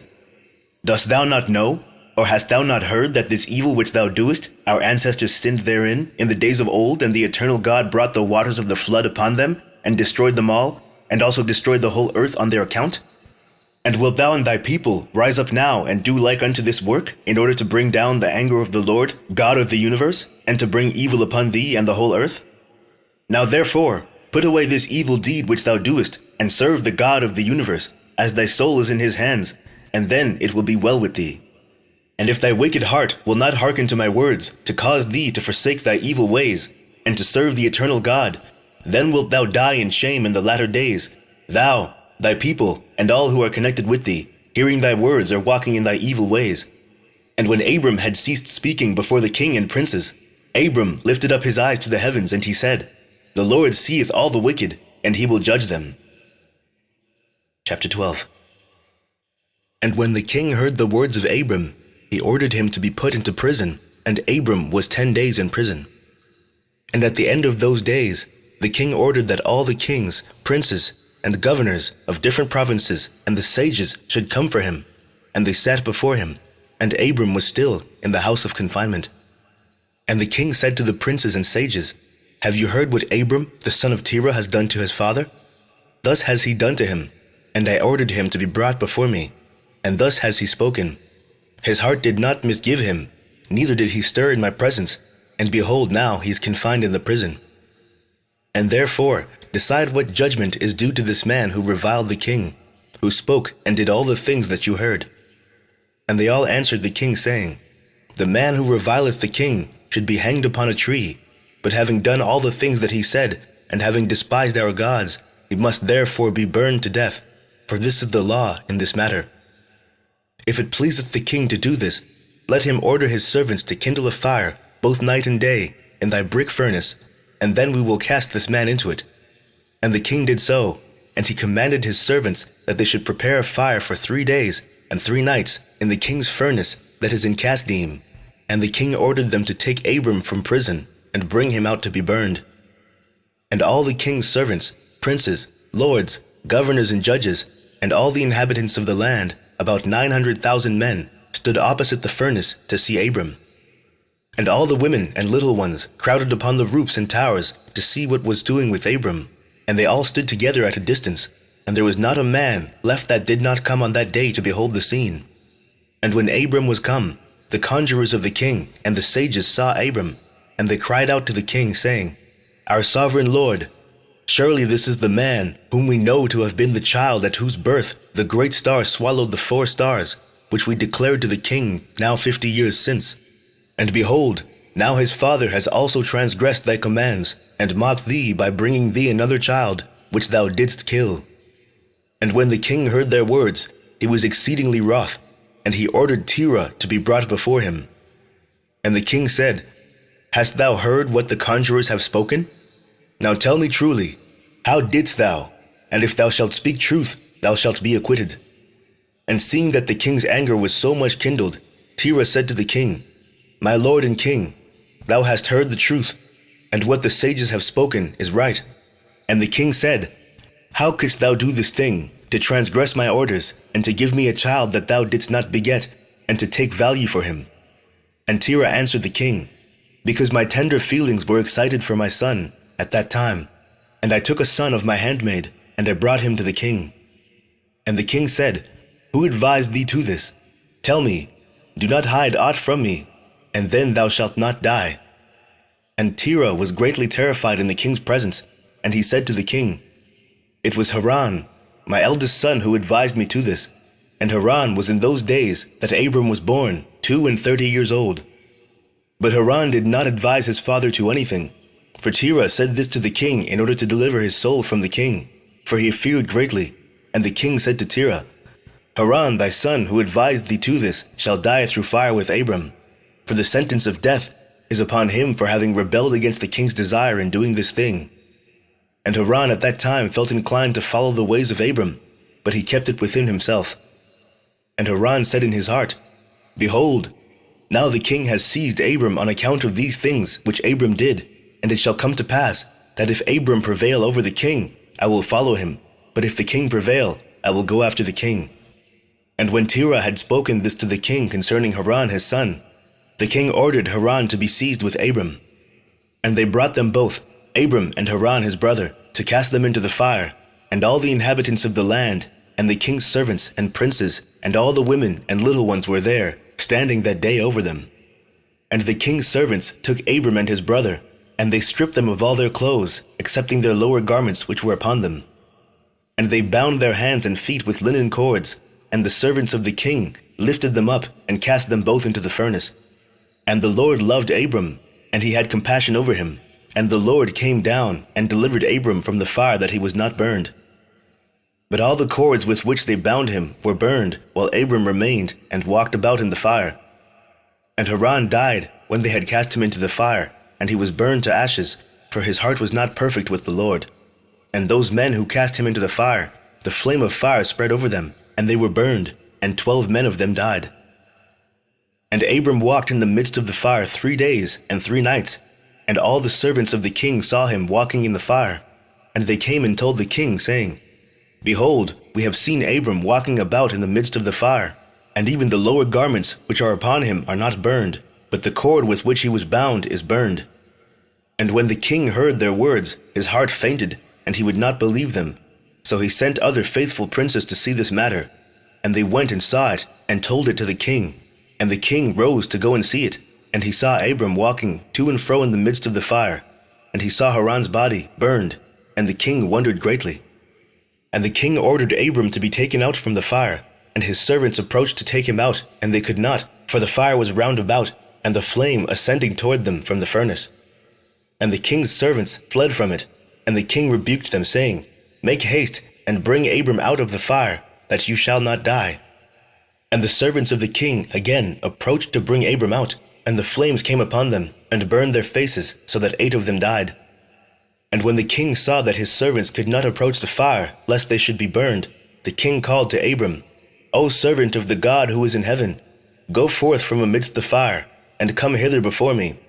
And Abram hearkened to the voice of the king, and he went forth from the fire, and came and stood before the king. And when Abram came out, the king and all his servants saw Abram coming before the king, with his lower garments upon him, for they were not burned, but the cord with which he was bound was burned. And the king said to Abram, How is it that thou wast not burned in the fire? And Abram said to the king, The God of heaven and earth, in whom I trust, and who has all in his power, he delivered me from the fire into which thou didst cast me. And Haran the brother of Abram was burned to ashes, and they sought for his body, and they found it consumed. And Haran was 82 years old when he died in the fire of Kasdim. And the king, princes, and inhabitants of the land, seeing that Abram was delivered from the fire, they came and bowed down to Abram. And Abram said to them, Do not bow down to me, but bow down to the God of the world who made you, and serve him, and go in his ways, for it is he who delivered me from out of this fire. And it is he who created the souls and spirits of all men, and formed man in his mother's womb, and brought him forth into the world. and it is he who will deliver those who trust in him from all pain. And this thing seemed very wonderful in the eyes of the king and princes, that Abram was saved from the fire, and that Haran was burned. And the king gave Abram many presents, and he gave him his 2 head servants from the king's house. The name of one was Ani, and the name of the other was Eleazar. And all the kings, princes, and servants gave Abram many gifts of silver and gold and pearl. And the king and his princes sent him away, and he went in peace. And Abram went forth from the king in peace, and many of the king's servants followed him, and about 300 men joined him. And Abram returned on that day, and went to his father's house, he and the men that followed him. And Abram served the Lord his God all the days of his life, and he walked in his ways, and followed his law. And from that day forward, Abram inclined the hearts of the sons of men to serve the Lord. And at that time Nahor and Abram took unto themselves wives, the daughters of their brother Haran. The wife of Nahor was Milcah, and the name of Abram's wife was Sarai. And Sarai, wife of Abram, was barren. She had no offspring in those days.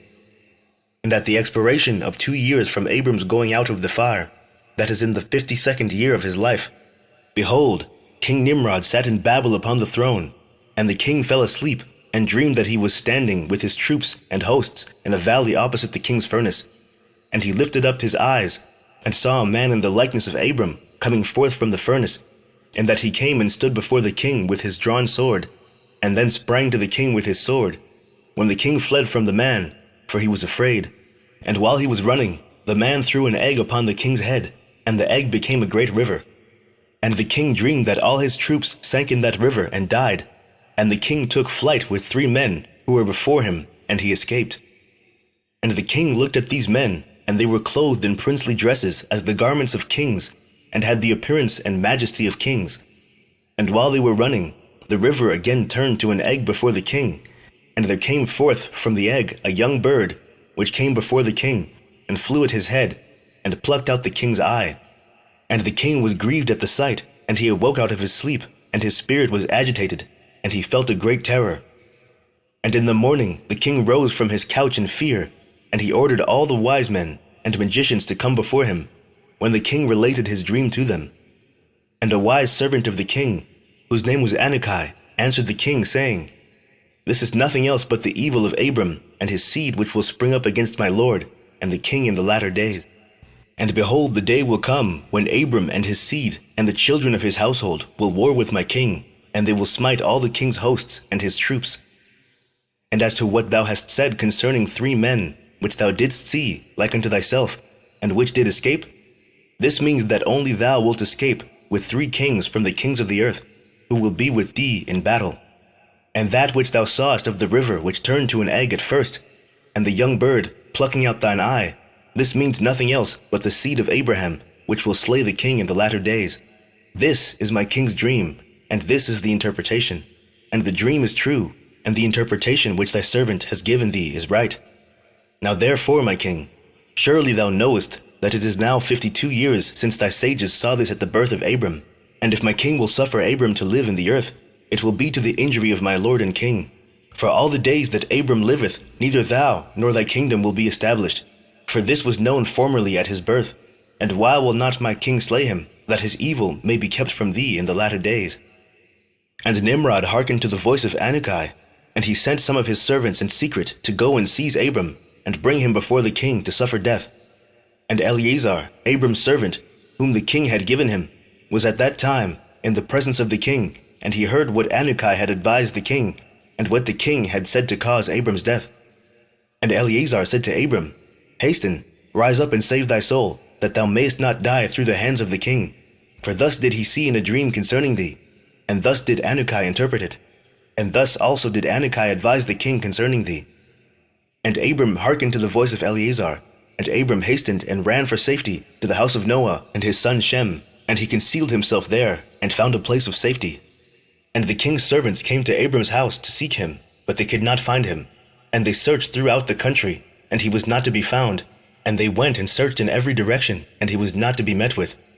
And when the king's servants could not find Abram, they returned to the king, but the king's anger against Abram was stilled, as they did not find him, and the king drove from his mind the matter concerning Abram.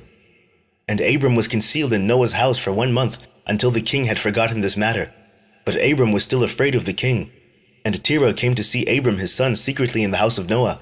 And Terah was very great in the eyes of the king.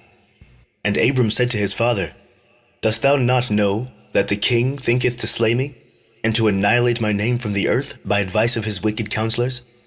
Now whom hast thou here, and what hast thou in this land? Arise, let us go together to the land of Canaan, that we may be delivered from his hand, lest thou perish also through him in the latter days. Dost thou not know, or hast thou not heard, that it is not through love that Nimrod giveth thee all this honor, but it is only for his benefit that he bestoweth all this good upon thee? And if he do unto thee greater good than this, surely these are only vanities of the world, for wealth and riches cannot avail in the day of wrath and anger. Now therefore hearken to my voice, and let us arise and go to the land of Canaan, out of the reach of injury from Nimrod, and serve thou the Lord who created thee in the earth, and it will be well with thee, and cast away all the vain things which thou pursuest. And Abram ceased to speak, when Noah and his son Shem answered Terah, saying, True is the word which Abram hath said unto thee. And Terah hearkened to the voice of his son Abram, and Terah did all that Abram said, for this was from the Lord, that the king should not cause Abram's death. Chapter 13. And Terah took his son Abram, and his grandson Lot, the son of Haran, and Sarai his daughter-in-law, the wife of his son Abram, and all the souls of his household, and went with them from Kasdim to go to the land of Canaan. And when they came as far as the land of Haran, they remained there, for it was exceedingly good land for pasture, and of sufficient extent for those who accompanied them. And the people of the land of Haran saw that Abram was good and upright with God and men, and that the Lord his God was with him. And some of the people of the land of Haran came and joined Abram, and he taught them the instruction of the Lord and his ways. And these men remained with Abram in his house, and they adhered to him. And Abram remained in the land 3 years, and at the expiration of 3 years the Lord appeared to Abram and said to him, I am the Lord who brought thee forth from Kasdim, and delivered thee from the hands of all thine enemies. And now therefore, if thou wilt hearken to my voice, and keep my commandments, my statutes, and my laws, then will I cause thy enemies to fall before thee, and I will multiply thy seed like the stars of heaven, and I will send my blessing upon all the works of thy hands, and thou shalt lack nothing. Arise now, take thy wife, and all belonging to thee, and go to the land of Canaan, and remain there, and I will there be unto thee for a God, and I will bless thee. And Abram arose, and took his wife, and all belonging to him, and he went to the land of Canaan, as the Lord had told him. And Abram was 50 years old when he went from Haran. And Abram came to the land of Canaan, and dwelt in the midst of the city. And he there pitched his tent among the children of Canaan, inhabitants of the land. And the Lord appeared to Abram when he came to the land of Canaan, and said to him, This is the land which I gave unto thee and to thy seed after thee forever. And I will make thy seed like the stars of heaven, and I will give unto thy seed for an inheritance all the lands which thou seest. And Abram built an altar in the place where God had spoken to him, and Abram there called upon the name of the Lord. At that time, at the end of 3 years of Abram's dwelling in the land of Canaan, in that year Noah died, which was the 58th year of the life of Abram. And all the days that Noah lived were 950 years, and he died. And Abram dwelt in the land of Canaan, he, his wife, and all belonging to him, and all those that accompanied him, together with those that joined him from the people of the land. But Nahor, Abram's brother, and Terah his father, and Lot the son of Haran, and all belonging to them, dwelt in Haran. In the 5th year of Abram's dwelling in the land of Canaan, the people of Sodom and Gomorrah, and all the cities of the plain revolted from the power of Chedorlaomer, king of Elam, for all the kings of the cities of the plain had served Chedorlaomer for 12 years, and given him a yearly tax, but in those days, in the 13th year, they rebelled against him.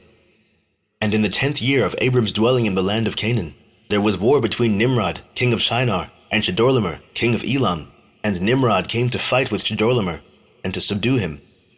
For Chedorlaomer was at that time one of the princes of the hosts of Nimrod. And when all the people at the tower were dispersed, and those that remained were also scattered upon the face of the earth, Chedorlaomer went to the land of Elam, and reigned over it, and rebelled against his lord. And in those days, when Nimrod saw that the cities of the plain had rebelled, he came with pride and anger to war with Chedorlaomer, and Nimrod assembled all his princes and subjects, about 700,000 men, and went against Chedorlaomer, and Chedorlaomer went out to meet him with 5,000 men, and they prepared for battle in the valley of Babel, which is between Elam and Shinar.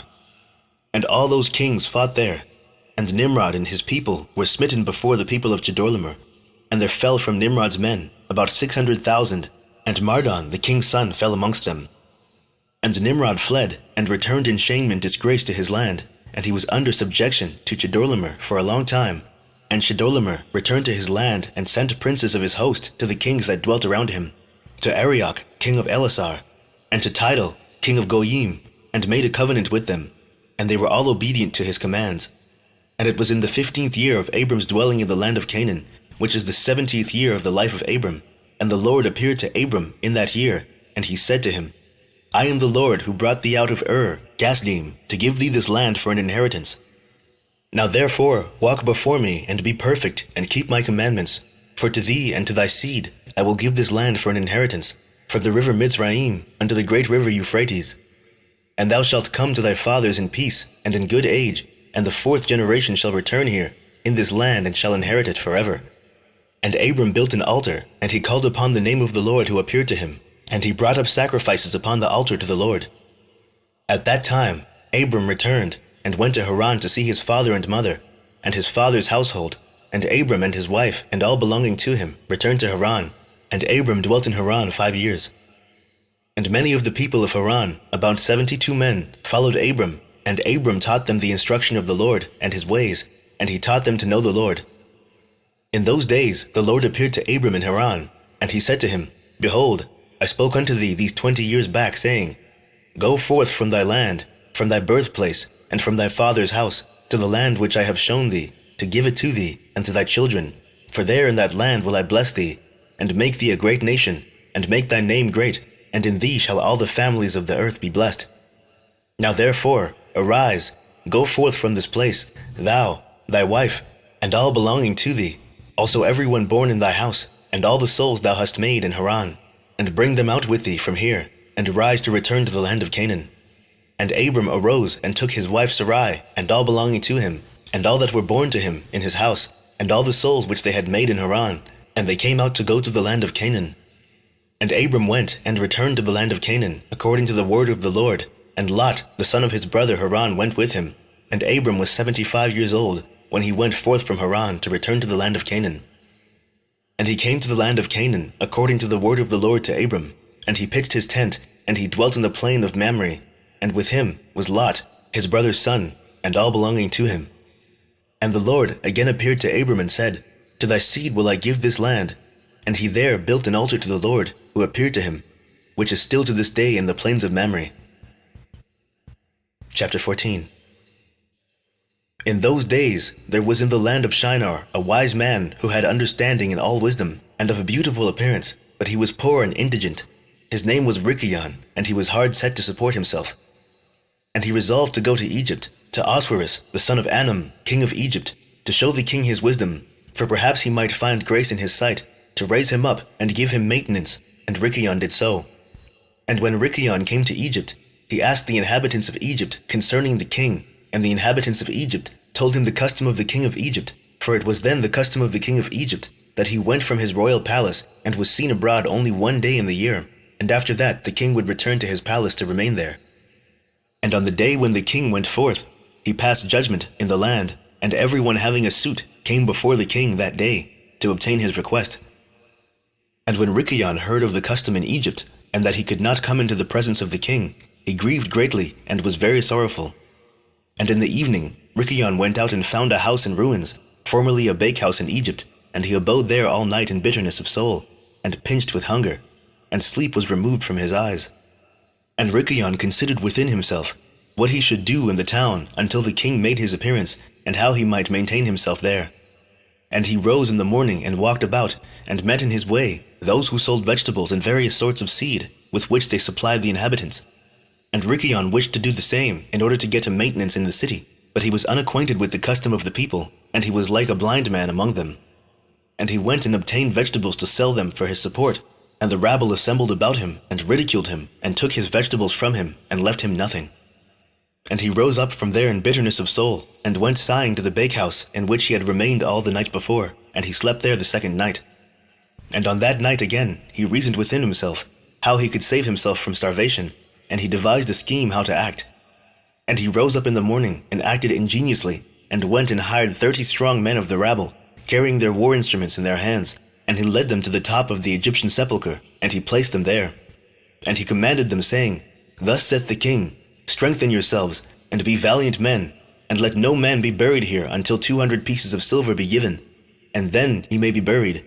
And those men did according to the order of Ricion to the people of Egypt the whole of that year. And in 8 months' time, Ricion and his men gathered great riches of silver and gold, and Ricion took a great quantity of horses and other animals, and he hired more men, and he gave them horses, and they remained with him. And when the year came round, at the time the king went forth into the town, all the inhabitants of Egypt assembled together to speak to him concerning the work of Ricion and his men. And the king went forth on the appointed day, and all the Egyptians came before him, and cried unto him, saying, May the king live forever. What is this thing thou doest in the town to thy servants, not to suffer a dead body to be buried until so much silver and gold be given? Was there ever the like unto this done in the whole earth, from the days of former kings, yea, even from the days of Adam unto this day, that the dead should not be buried only for a set price? We know it to be the custom of kings to take a yearly tax from the living, but thou dost not only do this, but from the dead also thou exactest a tax day by day. Now, O king, we can no more bear this, for the whole city is ruined on this account, and dost thou not know it? And when the king heard all that they had spoken, he was very wroth, and his anger burned within him at this affair, for he had known nothing of it. And the king said, Who and where is he that dares to do this wicked thing in my land without my command? Surely you will tell me. And they told him all the works of Ricion and his men. And the king's anger was aroused, and he ordered Ricion and his men to be brought before him. And Ricion took about 1,000 children, sons and daughters, and clothed them in silk and embroidery, and he set them upon horses, and sent them to the king by means of his men. And he also took a great quantity of silver and gold, and precious stones, and a strong and beautiful horse, as a present for the king, with which he came before the king, and bowed down to the earth before him.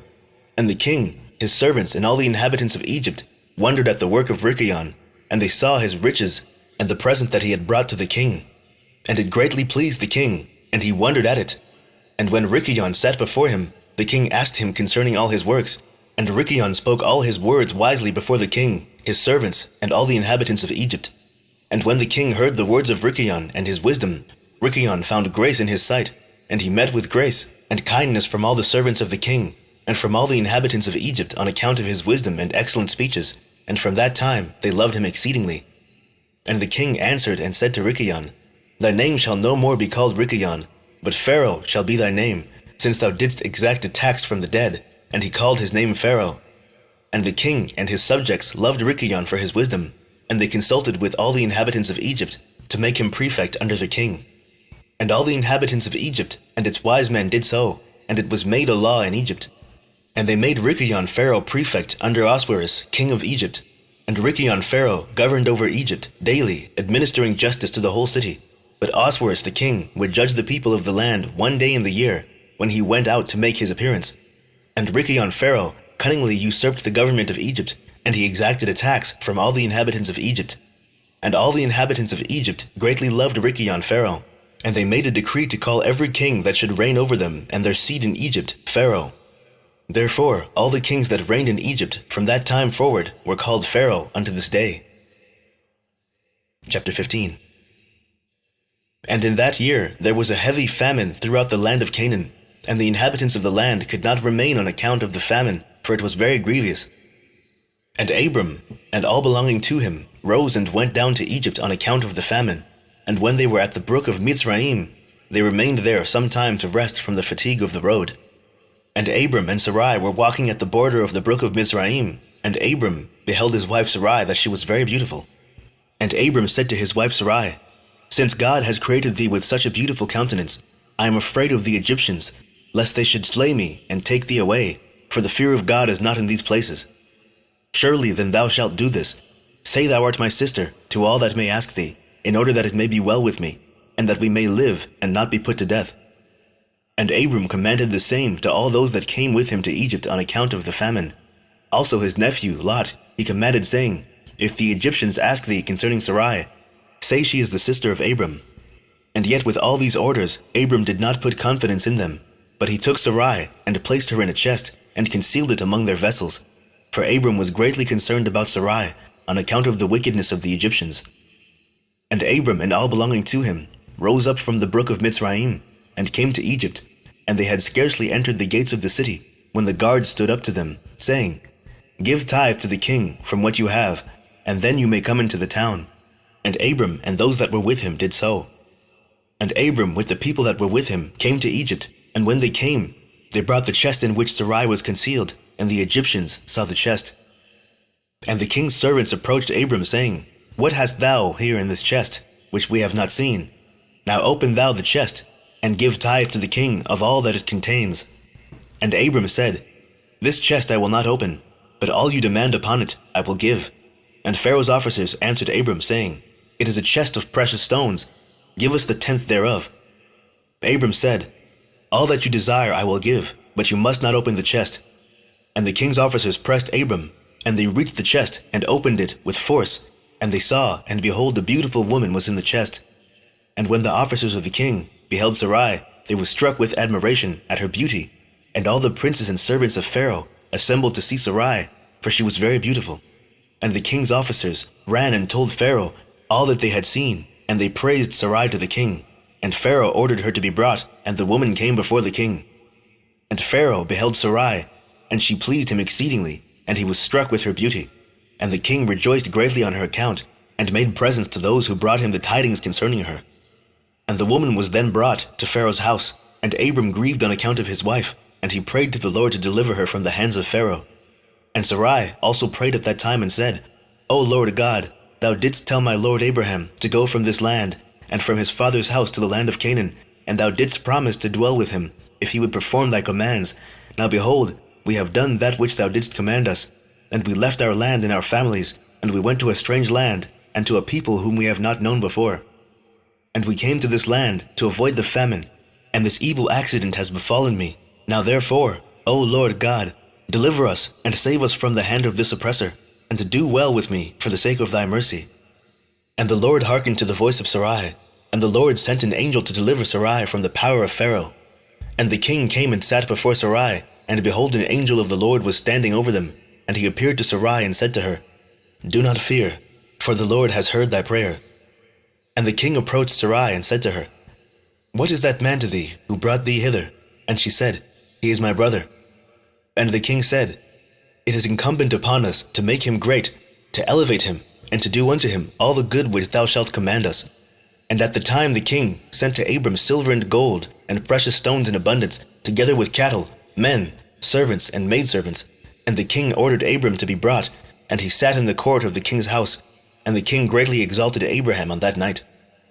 And the king approached to speak to Sarai, and he reached out his hand to touch her, when the angel smote him heavily, and he was terrified, and he refrained from reaching to her. And when the king came near to Sarai, the angel smote him to the ground, and acted thus to him the whole night, and the king was terrified. And the angel on that night smote heavily all the servants of the king, and his whole household, on account of Sarai. And there was a great lamentation that night amongst the people of Pharaoh's house. And Pharaoh, seeing the evil that befell him, said, "Surely on account of this woman has this thing happened to me." And he removed himself at some distance from her, and spoke pleasing words to her. And the king said to Sarai, "Tell me, I pray thee, concerning the man with whom thou camest here." And Sarai said, "This man is my husband, and I said to thee that he was my brother, for I was afraid, lest thou shouldst put him to death through wickedness." And the king kept away from Sarai, and the plagues of the angel of the Lord ceased from him and his household. And Pharaoh knew that he was smitten on account of Sarai, and the king was greatly astonished at this. And in the morning the king called for Abram and said to him, "What is this thou hast done to me? Why didst thou say she is my sister, owing to which I took her unto me for a wife? And this heavy plague has therefore come upon me in my household. Now therefore, here is thy wife. Take her and go from our land, lest we all die on her account." And Pharaoh took more cattle, menservants and maidservants, and silver and gold, to give to Abram, and he returned unto him Sarai his wife. And the king took a maiden whom he begat by his concubines, and he gave her to Sarai for a handmaid. And the king said to his daughter, "It is better for thee, my daughter, to be a handmaid in this man's house, than to be a mistress in my house, after we have beheld the evil that befell us on account of this woman." And Abram arose, and he and all belonging to him went away from Egypt, and Pharaoh ordered some of his men to accompany him, and all that went with him. And Abram returned to the land of Canaan, to the place where he had made the altar, where he at first had pitched his tent. And Lot, the son of Haran, Abram's brother, had a heavy stock of cattle, flocks, and herds and tents, for the Lord was bountiful to them on account of Abram. And when Abram was dwelling in the land, the herdsmen of Lot quarreled with the herdsmen of Abram, for their property was too great for them to remain together in the land, and the land could not bear them on account of their cattle. And when Abram's herdmen went to feed their flock, they would not go into the fields of the people of the land, but the cattle of Lot's herdsmen did otherwise, for they were suffered to feed in the fields of the people of the land. And the people of the land saw this occurrence daily, and they came to Abram and quarreled with him on account of Lot's herdsmen. And Abram said to Lot, "What is this thou art doing to me, to make me despicable to the inhabitants of the land, that thou orderest thy herdsmen to feed thy cattle in the fields of other people? Dost thou not know that I am a stranger in this land amongst the children of Canaan? And why wilt thou do this unto me?" And Abram quarreled daily with Lot on account of this. But Lot would not listen to Abram, and he continued to do the same, and the inhabitants of the land came and told Abram. And Abram said unto Lot, "How long wilt thou be to me for a stumbling block with the inhabitants of the land? Now I beseech thee, let there be no more quarreling between us, for we are kinsmen. But I pray thee, separate from me. Go and choose a place where thou mayest dwell with thy cattle, and all belonging to thee, but keep thyself at a distance from me, thou and thy household. And be not afraid in going from me, for if anyone do an injury to thee, let me know, and I will avenge thy cause from him. Only remove from me." And when Abram had spoken all these words to Lot, then Lot arose, and lifted up his eyes toward the plain of Jordan. And he saw that the whole of this place was well watered, and good for man, as well as affording pasture for the cattle. And Lot went from Abram to that place, and he there pitched his tent, and he dwelt in Sodom, and they were separated from each other. And Abram dwelt in the plain of Mamre, which is in Hebron, and he pitched his tent there, and Abram remained in that place many years. Chapter 16. At that time Chedorlaomer, king of Elam, sent to all the neighboring kings, to Nimrod, king of Shinar, who was then under his power, and to Tidal, king of Goyim, and to Arioch, king of Elasar, with whom he made a covenant, saying, "Come up to me and assist me, that we may smite all the towns of Sodom and its inhabitants, for they have rebelled against me these 13 years. And these 4 kings went up with all their camps, about 800,000 men, and they went as they were, and smote every man they found in their road. And the 5 kings of Sodom and Gomorrah, Shinab, king of Admah, Shemeber, king of Zeboyim, Bera, king of Sodom, Bersha, king of Gomorrah, and Bela, king of Zoar, went out to meet them, and they all joined together in the valley of Siddim. And these 9 kings made war in the valley of Siddim, and the kings of Sodom and Gomorrah were smitten before the kings of Elam. And the valley of Siddim was full of lime pits, and the kings of Elam pursued the kings of Sodom, and the kings of Sodom with their camps fled and fell into the lime pits, and all that remained went to the mountain for safety. And the 5 kings of Elam came after them, and pursued them to the gates of Sodom, and they took all that there was in Sodom. And they plundered all the cities of Sodom and Gomorrah, and they also took Lot, Abram's brother's son, and his property, and they seized all the goods of the cities of Sodom, and they went away.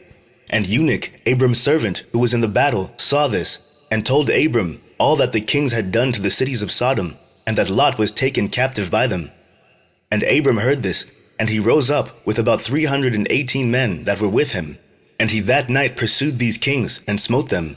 And they all fell before Abram and his men. And there was none remaining but the 4 kings who fled, and they went each his own road. And Abram recovered all the property of Sodom, and he also recovered Lot and his property, his wives and little ones, and all belonging to him, so that Lot lacked nothing. And when he returned from smiting these kings, he and his men passed the valley of Siddim, where the kings had made war together. And Bera, king of Sodom, and the rest of his men that were with him, went out from the lime pits, into which they had fallen, to meet Abram and his men. And Adonizedek, king of Jerusalem, the same was Shem, went out with his men to meet Abram and his people, with bread and wine, and they remained together in the valley of Melech. And Adonizedek blessed Abram, And Abram gave him a tenth from all that he had brought from the spoil of his enemies, for Adonizedek was a priest before God. And all the kings of Sodom and Gomorrah who were there, with their servants, approached Abram, and begged of him to return their servants, whom he had made captive, and to take unto himself all the property. And Abram answered the kings of Sodom, saying, As the Lord liveth, who created heaven and earth, and who redeemed my soul from all affliction, and who delivered me this day from my enemies, and gave them into my hand, I will not take anything belonging to you, that you may not boast tomorrow, saying, Abram became rich from our property that he saved. For the Lord my God, in whom I trust, said unto me, Thou shalt lack nothing, for I will bless thee in all the works of thy hands. And now, therefore, behold, here is all belonging to you. Take it and go. As the Lord liveth, I will not take from you, from a living soul down to a shoe tie, or thread, excepting the expense of the food of those who went out with me to battle, as also the portions of the men who went with me, Anar, Askal, and Mamre, they and their men, as well as those also who had remained to watch the baggage. They shall take their portion of the spoil. And the kings of Sodom gave Abram according to all that he had said, and they pressed him to take of whatever he chose, but he would not. And he sent away the kings of Sodom and the remainder of their men, and he gave them orders about Lot, and they went to their respective places. And Lot, his brother's son, he also sent away with his property, and he went with them, and Lot returned to his home to Sodom, and Abram and his people returned to their home to the plains of Mamre, which is in Hebron.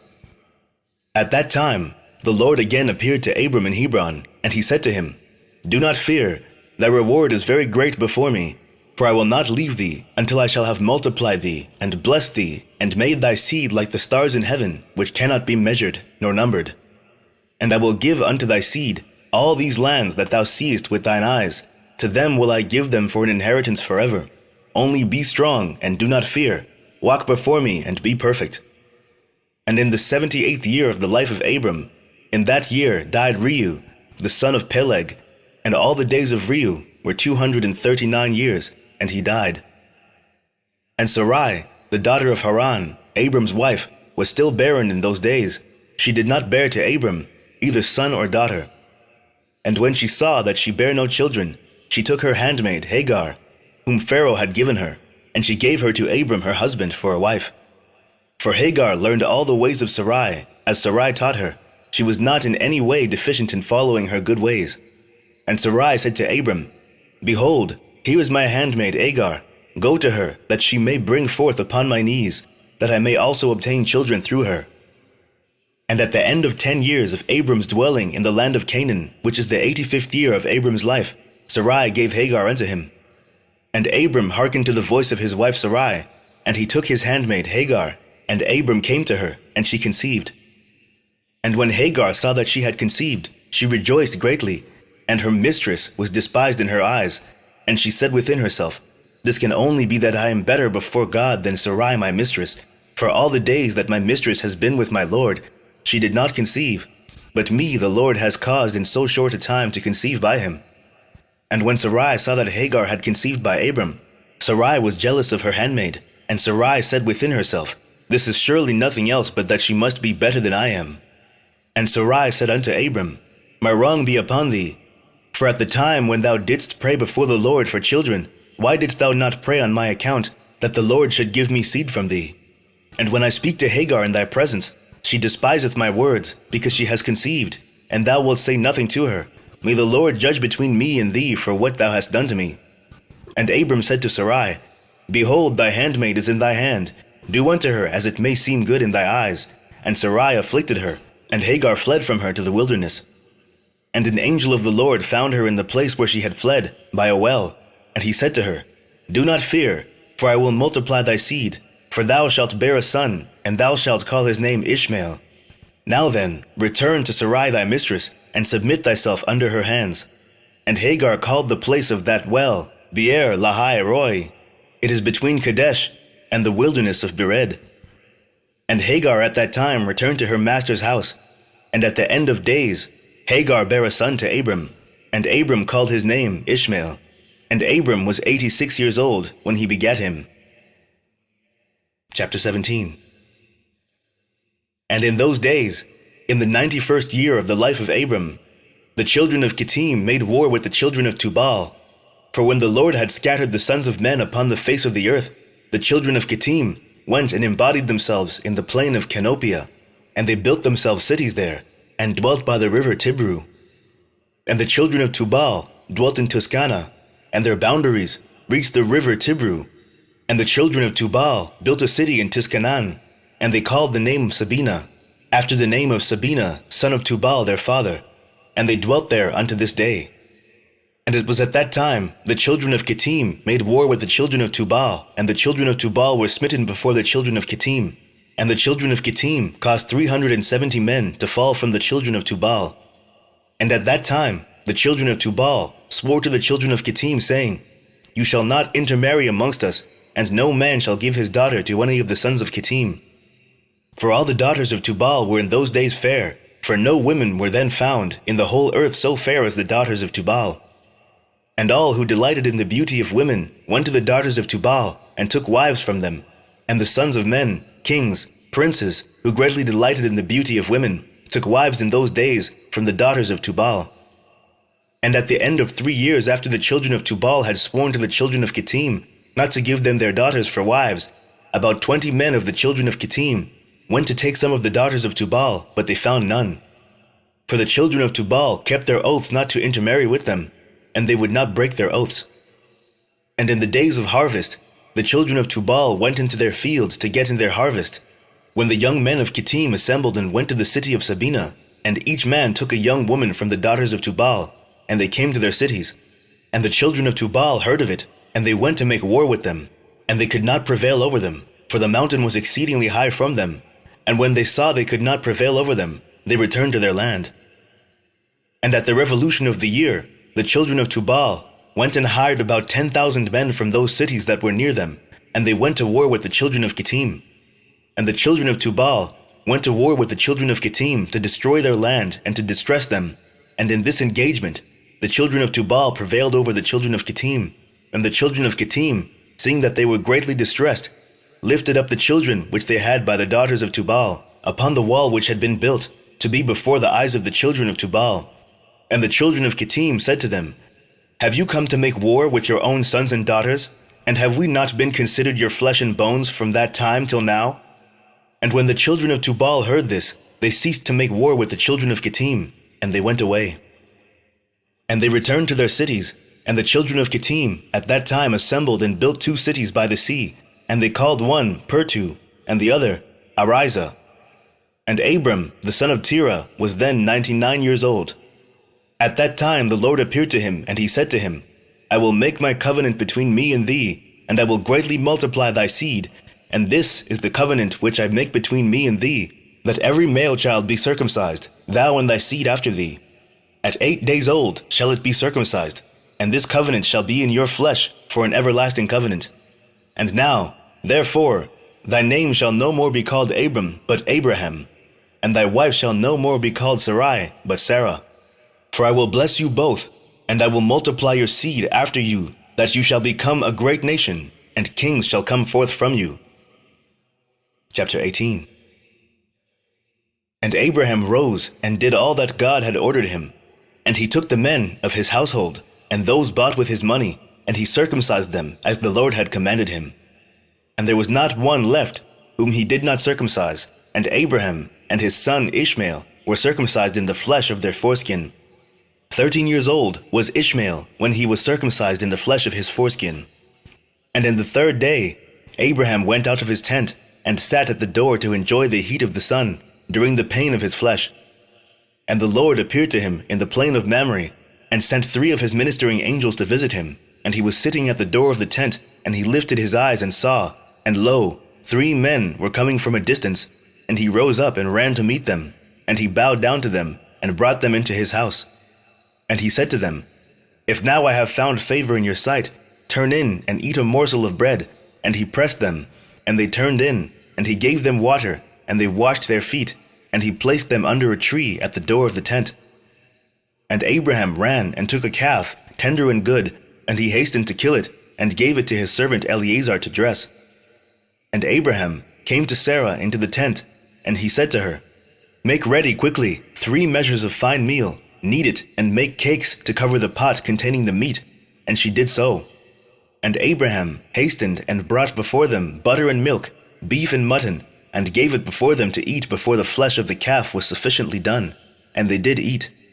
And when they had done eating, one of them said to him, I will return to thee according to the time of life, and Sarah thy wife shall have a son. And the men afterward departed and went their ways to the places to which they were sent. In those days all the people of Sodom and Gomorrah, and of the whole 5 cities, were exceedingly wicked and sinful against the Lord, and they provoked the Lord with their abominations, and they strengthened in aging abominably and scornfully before the Lord. And their wickedness and crimes were in those days great before the Lord. And they had in their land a very extensive valley, about a half-day's walk, and in it there were fountains of water, and a great deal of herbage surrounding the water. And all the people of Sodom and Gomorrah went there 4 times in the year, with their wives and children, and all belonging to them, and they rejoiced there with timbrels and dances. And in the time of rejoicing, they would all rise and lay hold of their neighbors' wives, and some, the virgin daughters of their neighbors, and they enjoyed them. And each man saw his wife and daughter in the hands of his neighbor, and did not say a word. And they did so from morning to night. And they afterward returned home, each man to his house, and each woman to her tent. So they always did 4 times in the year. Also, when a stranger came into their cities, and brought goods which he had purchased with a view to dispose of there, the people of these cities would assemble, men, women, and children, young and old, and go to the man and take his goods by force, giving a little to each man until there was an end to all the goods of the owner, which he had brought into the land. And if the owner of the goods quarreled with them, saying, What is this work which you have done to me? Then they would approach him one by one, and each would show him the little which he took, and taunt him, saying, I only took that little which thou didst give me. And when he heard this from them all, he would arise and go from them in sorrow and bitterness of soul, when they would all arise and go after him, and drive him out of the city, with great noise and tumult. And there was a man from the country of Elam, who was leisurely going on the road, seated upon his ass, which carried a fine mantle of divers colors, and the mantle was bound with a cord upon the ass. And the man was on his journey, passing through the street of Sodom, when the sun set in the evening, and he remained there in order to abide during the night, but no one would let him into his house. And at that time there was in Sodom a wicked and mischievous man, one skillful to do evil, and his name was Hadad. And he lifted up his eyes, and saw the traveler in the street of the city. And he came to him and said, Whence comest thou? And whither dost thou go? And the man said to him, I am traveling from Hebron to Elam, where I belong. And as I passed the sun set, and no one would suffer me to enter his house, though I had bread and water, and also straw and provender for my ass, and am short of nothing. And Hadad answered and said to him, All that thou shalt want shall be supplied by me, but in the street thou shalt not abide all night. And Hadad brought him into his house, and he took off the mantle from the ass with the cord, and brought them to his house, and he gave the ass straw and provender, whilst the traveler ate and drank in Hadad's house, and he abode there that night. And in the morning the traveler rose up early to continue his journey, when Hadad said to him, Wait, comfort thy heart with a morsel of bread, and then go. And the man did so, and he remained with him, and they both ate and drank together during the day, when the man rose up to go. And Hadad said to him, Behold, now the day is declining. Thou hadst better remain all night, that thy heart may be comforted. And he pressed him so that he tarried there all night. And on the 2nd day he rose up early to go away, when Hadad pressed him, saying, Comfort thy heart with a morsel of bread, and then go. And he remained and ate with him also the 2nd day. And then the man rose up to continue his journey. And Hadad said to him, Behold, now the day is declining. Remain with me to comfort thy heart, and in the morning rise up early and go thy way. And the man would not remain, but rose and saddled his ass. And whilst he was saddling his ass, the wife of Hadad said to her husband, Behold, this man has remained with us for 2 days, eating and drinking, and he has given us nothing. And now shall he go away from us without giving anything? And Hadad said to her, Be silent.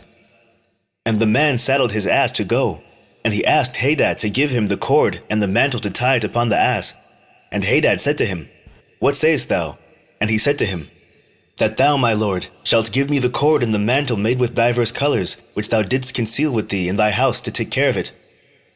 And Hadad answered the man, saying, This is the interpretation of thy dream.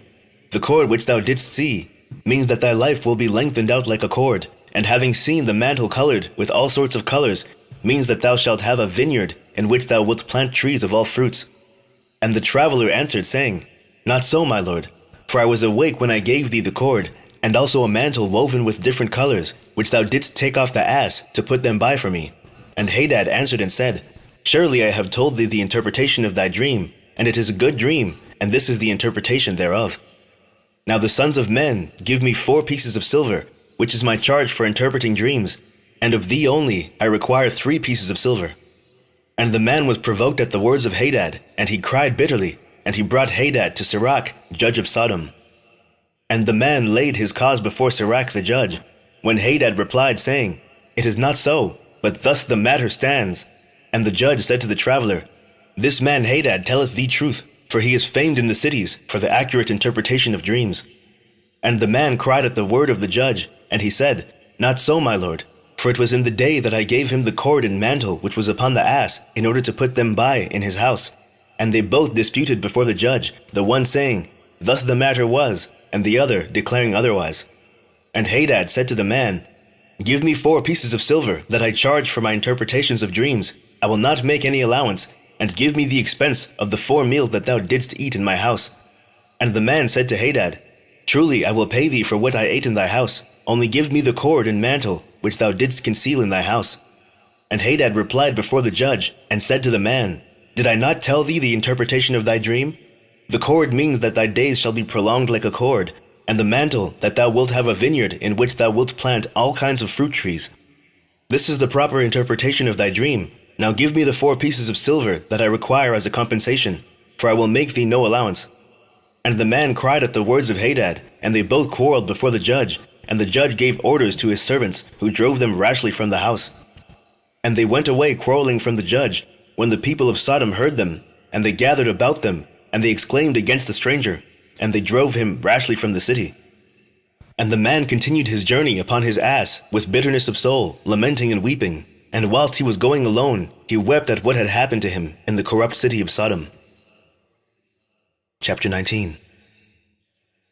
And the cities of Sodom had 4 judges to 4 cities, and these were their names: Sirach in the city of Sodom, Sharkad in Gomorrah, Zabnak in Admah, and Menon in Zeboyim. And Eleazar, Abraham's servant, applied to them different names, and he converted Sirach to Shakra, Sharkad to Shakura, Zebnak to Kezobim, and Menon to Matzladin. And by desire of their 4 judges, the people of Sodom and Gomorrah had beds erected in the streets of the cities, and if a man came to these places, they laid hold of him, and brought him to one of their beds, and by force made him to lie in them. And as he lay down, 3 men would stand at his head, and 3 at his feet, and measure him by the length of the bed. And if the man was less than the bed, these 6 men would stretch him at each end, and when he cried out to them, they would not answer him. And if he was longer than the bed, they would draw together the 2 sides of the bed at each end, until the man had reached the gates of death. And if he continued to cry out to them, they would answer him, saying, Thus shall it be done to a man that cometh into our land. And when men heard all these things that the people of the cities of Sodom did, they refrained from coming there. And when a poor man came to their land, they would give him silver and gold, and cause a proclamation in the whole city not to give him a morsel of bread to eat. And if the stranger should remain there some days, and die from hunger, not having been able to obtain a morsel of bread, then at his death all the people of the city would come and take their silver and gold which they had given him. And those that could recognize the silver or gold which they had given him took it back, and at his death they also stripped him of his garments, and they would fight about them, and he that prevailed over his neighbor took them.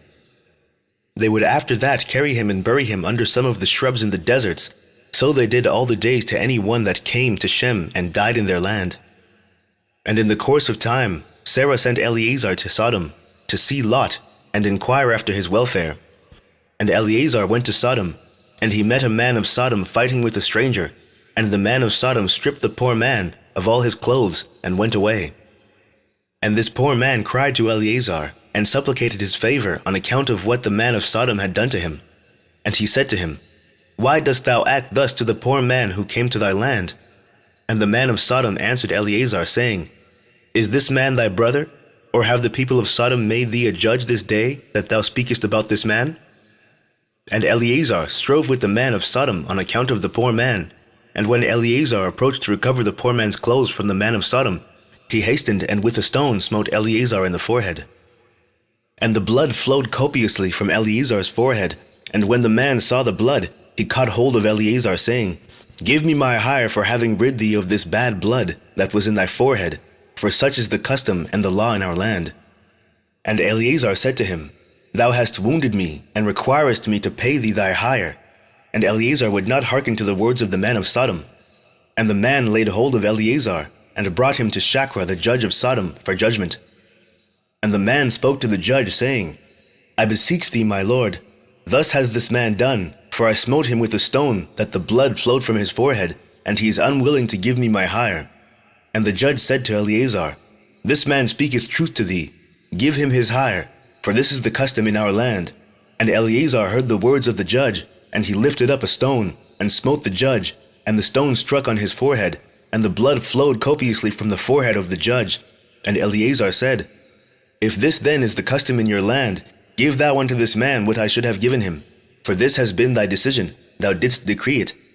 And Eleazar left the man of Sodom with the judge, and he went away.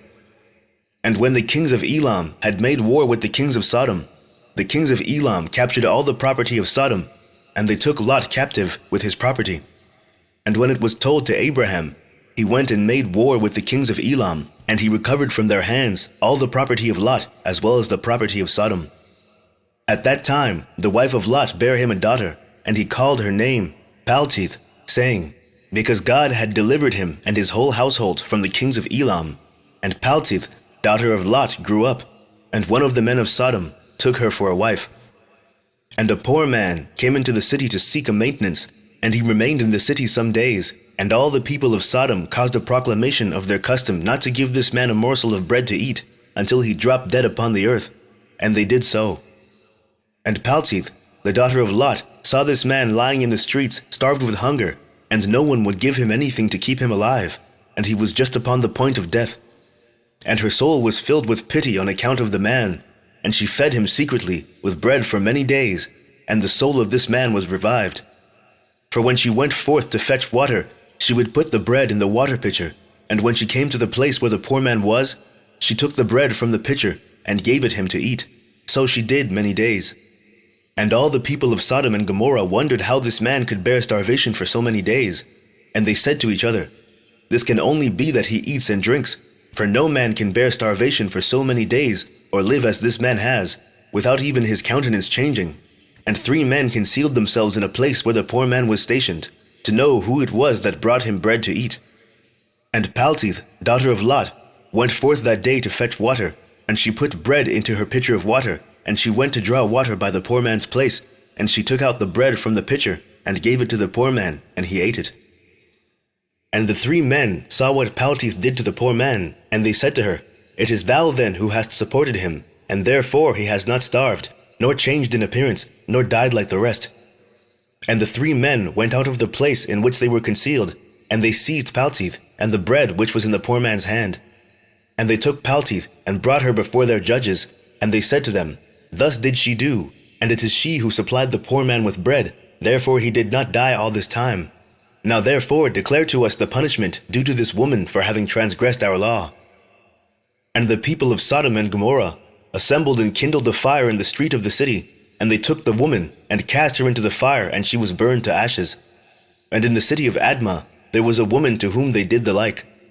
For a traveler came into the city of Admah to abide there all night, with the intention of going home in the morning, and he sat opposite the door of the house of the young woman's father, to remain there, as the sun had set when he had reached that place. And the young woman saw him sitting by the door of the house. And he asked her for a drink of water, and she said to him, Who art thou? And he said to her, I was this day going on the road, and reached here when the sun set, so I will abide here all night, and in the morning I will arise early and continue my journey. And the young woman went into the house, and fetched the man bread and water to eat and drink. And this affair became known to the people of Admah, and they assembled and brought the young woman before the judges, that they should judge her for this act. And the judge said, The judgment of death must pass upon this woman because she transgressed our law, and this therefore is the decision concerning her. And the people of those cities assembled and brought out the young woman, and anointed her with honey from head to foot, as the judge had decreed. And they placed her before a swarm of bees, which were in their hives, and the bees flew upon her, and stung her, that her whole body was swelled. And the young woman cried out on account of the bees, but no one took notice of her, or pitied her, and her cries ascended to heaven. And the Lord was provoked at this, and at all the works of the cities of Sodom, for they had abundance of food, and had tranquility amongst them, and still would not sustain the poor and the needy. And in those days their evil doings and sins became great before the Lord. And the Lord sent for 2 of the angels that had come to Abraham's house, to destroy Sodom and its cities. And the angels rose up from the door of Abraham's tent, after they had eaten and drunk, and they reached Sodom in the evening, and Lot was then sitting in the gate of Sodom. And when he saw them, he rose to meet them, and he bowed down to the ground. And he pressed them greatly, and brought them into his house, and he gave them victuals which they ate, and they abode all night in his house. And the angel said to Lot, Arise, go forth from this place, thou and all belonging to thee, lest thou be consumed in the iniquity of this city, for the Lord will destroy this place. And the angels laid hold upon the hand of Lot, and upon the hand of his wife, and upon the hands of his children, and all belonging to him, and they brought him forth, and set him without the cities. And they said to Lot, Escape for thy life. And he fled, and all belonging to him. Then the Lord rained upon Sodom, and upon Gomorrah, and upon all these cities brimstone and fire from the Lord out of heaven. And he overthrew these cities, all the plain, and all the inhabitants of the cities, and that which grew upon the ground. And Ado, the wife of Lot, looked back to see the destruction of the cities, for her compassion was moved on account of her daughters who remained in Sodom, for they did not go with her. And when she looked back, she became a pillar of salt, and it is yet in that place unto this day. And the oxen which stood in that place daily licked up the salt to the extremities of their feet, and in the morning it would spring forth afresh, and they again licked it up unto this day. And Lot and 2 of his daughters that remained with him fled and escaped to the cave of Adullam, and they remained there for some time. And Abraham rose up early in the morning to see what had been done to the cities of Sodom, and he looked and beheld the smoke of the cities going up like the smoke of a furnace. And Lot and his 2 daughters remained in the cave, and they made their father drink wine, and they lay with him, for they said there was no man upon earth that could raise up seed from them, for they thought that the whole earth was destroyed. And they both lay with their father, and they conceived and bare sons, and the firstborn called the name of her son Moab, saying, From my father did I conceive him, he is the father of the Moabites unto this day. And the younger also called her son Benami, he is the father of the children of Ammon unto this day. And after this Lot and his 2 daughters went away from there, and he dwelt on the other side of the Jordan with his 2 daughters and their sons, and the sons of Lot grew up, and they went and took themselves wives from the land of Canaan, and they begat children, and they were fruitful and multiplied. Chapter 20. And at that time Abraham journeyed from the plain of Mamre, and he went to the land of the Philistines, and he dwelt in Gerar. It was in the 25th year of Abraham's being in the land of Canaan, and the 100th year of the life of Abraham, that he came to Gerar in the land of the Philistines. And when they entered the land, he said to Sarah his wife, Say thou art my sister, to anyone that shall ask thee, in order that we may escape the evil of the inhabitants of the land. And as Abraham was dwelling in the land of the Philistines, the servants of Abimelech, king of the Philistines, saw that Sarah was exceedingly beautiful, and they asked Abraham concerning her, and he said, She is my sister. And the servants of Abimelech went to Abimelech, saying, A man from the land of Canaan is come to dwell in the land, and he has a sister that is exceeding fair. And Abimelech heard the words of his servants, who praised Sarah to him. And Abimelech sent his officers, and they brought Sarah to the king. And Sarah came to the house of Abimelech, and the king saw that Sarah was beautiful, and she pleased him exceedingly. And he approached her, and said to her, What is that man to thee with whom thou didst come to our land? And Sarah answered and said, He is my brother, and we came from the land of Canaan to dwell wherever we could find a place. And Abimelech said to Sarah, Behold, my land is before thee. Place thy brother in any part of this land that pleases thee, and it will be our duty to exalt and elevate him above all the people of the land, since he is thy brother. And Abimelech sent for Abraham, and Abraham came to Abimelech. And Abimelech said to Abraham, Behold, I have given orders that thou shalt be honored, as thou desirest on account of thy sister Sarah. And Abraham went forth from the king, and the king's present followed him. As at evening time, before men lie down to rest, the king was sitting upon his throne, and a deep sleep fell upon him, and he lay upon the throne and slept till morning. And he dreamed that an angel of the Lord came to him with a drawn sword in his hand. And the angel stood over Abimelech, and wished to slay him with the sword. And the king was terrified in his dream, and said to the angel, In what have I sinned against thee, that thou comest to slay me with thy sword? And the angel answered and said to Abimelech, Behold, thou diest on account of the woman which thou didst yesternight bring to thy house, for she is a married woman, the wife of Abraham, who came to thy house. Now therefore return that man his wife, for she is his wife. And shouldst thou not return her, know that thou wilt surely die, thou and all belonging to thee. And on that night there was a great outcry in the land of the Philistines, and the inhabitants of the land saw the figure of a man standing with a drawn sword in his hand, and he smote the inhabitants of the land with the sword, yea, he continued to smite them. And the angel of the Lord smote the whole land of the Philistines on that night, and there was a great confusion on that night, and on the following morning. And every womb was closed, and all their issues, and the hand of the Lord was upon them on account of Sarah, wife of Abraham, whom Abimelech had taken. And in the morning Abimelech rose with terror and confusion and with great dread, and he sent and had his servants called in, and he related his dream to them, and the people were greatly afraid. And one man standing amongst the servants of the king answered the king, saying, O sovereign king, restore this woman to her husband, for he is her husband, for the like happened to the king of Egypt when this man came to Egypt. And he said concerning his wife, She is my sister, for such is his manner of doing when he cometh to dwell in the land in which he is a stranger. And Pharaoh sent and took this woman for a wife, and the Lord brought upon him grievous plagues, until he returned the woman to her husband. Now therefore, O sovereign king, know what happened yesternight to the whole land, for there was a very great consternation, and a great pain and lamentation, and we know that it was on account of the woman which thou didst take. Now therefore, restore this woman to her husband, lest it should befall us as it did to Pharaoh, king of Egypt, and his subjects, and that we may not die. And Abimelech hastened, and called, and had Sarah called for, and she came before him, and he had Abraham called for, and he came before him. And Abimelech said to them, What is this work you have been doing in saying you are brother and sister, and I took this woman for a wife? And Abraham said, Because I thought I should suffer death on account of my wife. And Abimelech took flocks and herds, and menservants and maidservants, and 1,000 pieces of silver, and he gave them to Abraham, and he returned Sarah to him. And Abimelech said to Abraham, Behold, the whole land is before thee, dwell in it wherever thou shalt choose. And Abraham and Sarah his wife went forth from the king's presence with honor and respect, and they dwelt in the land, even in Gerar.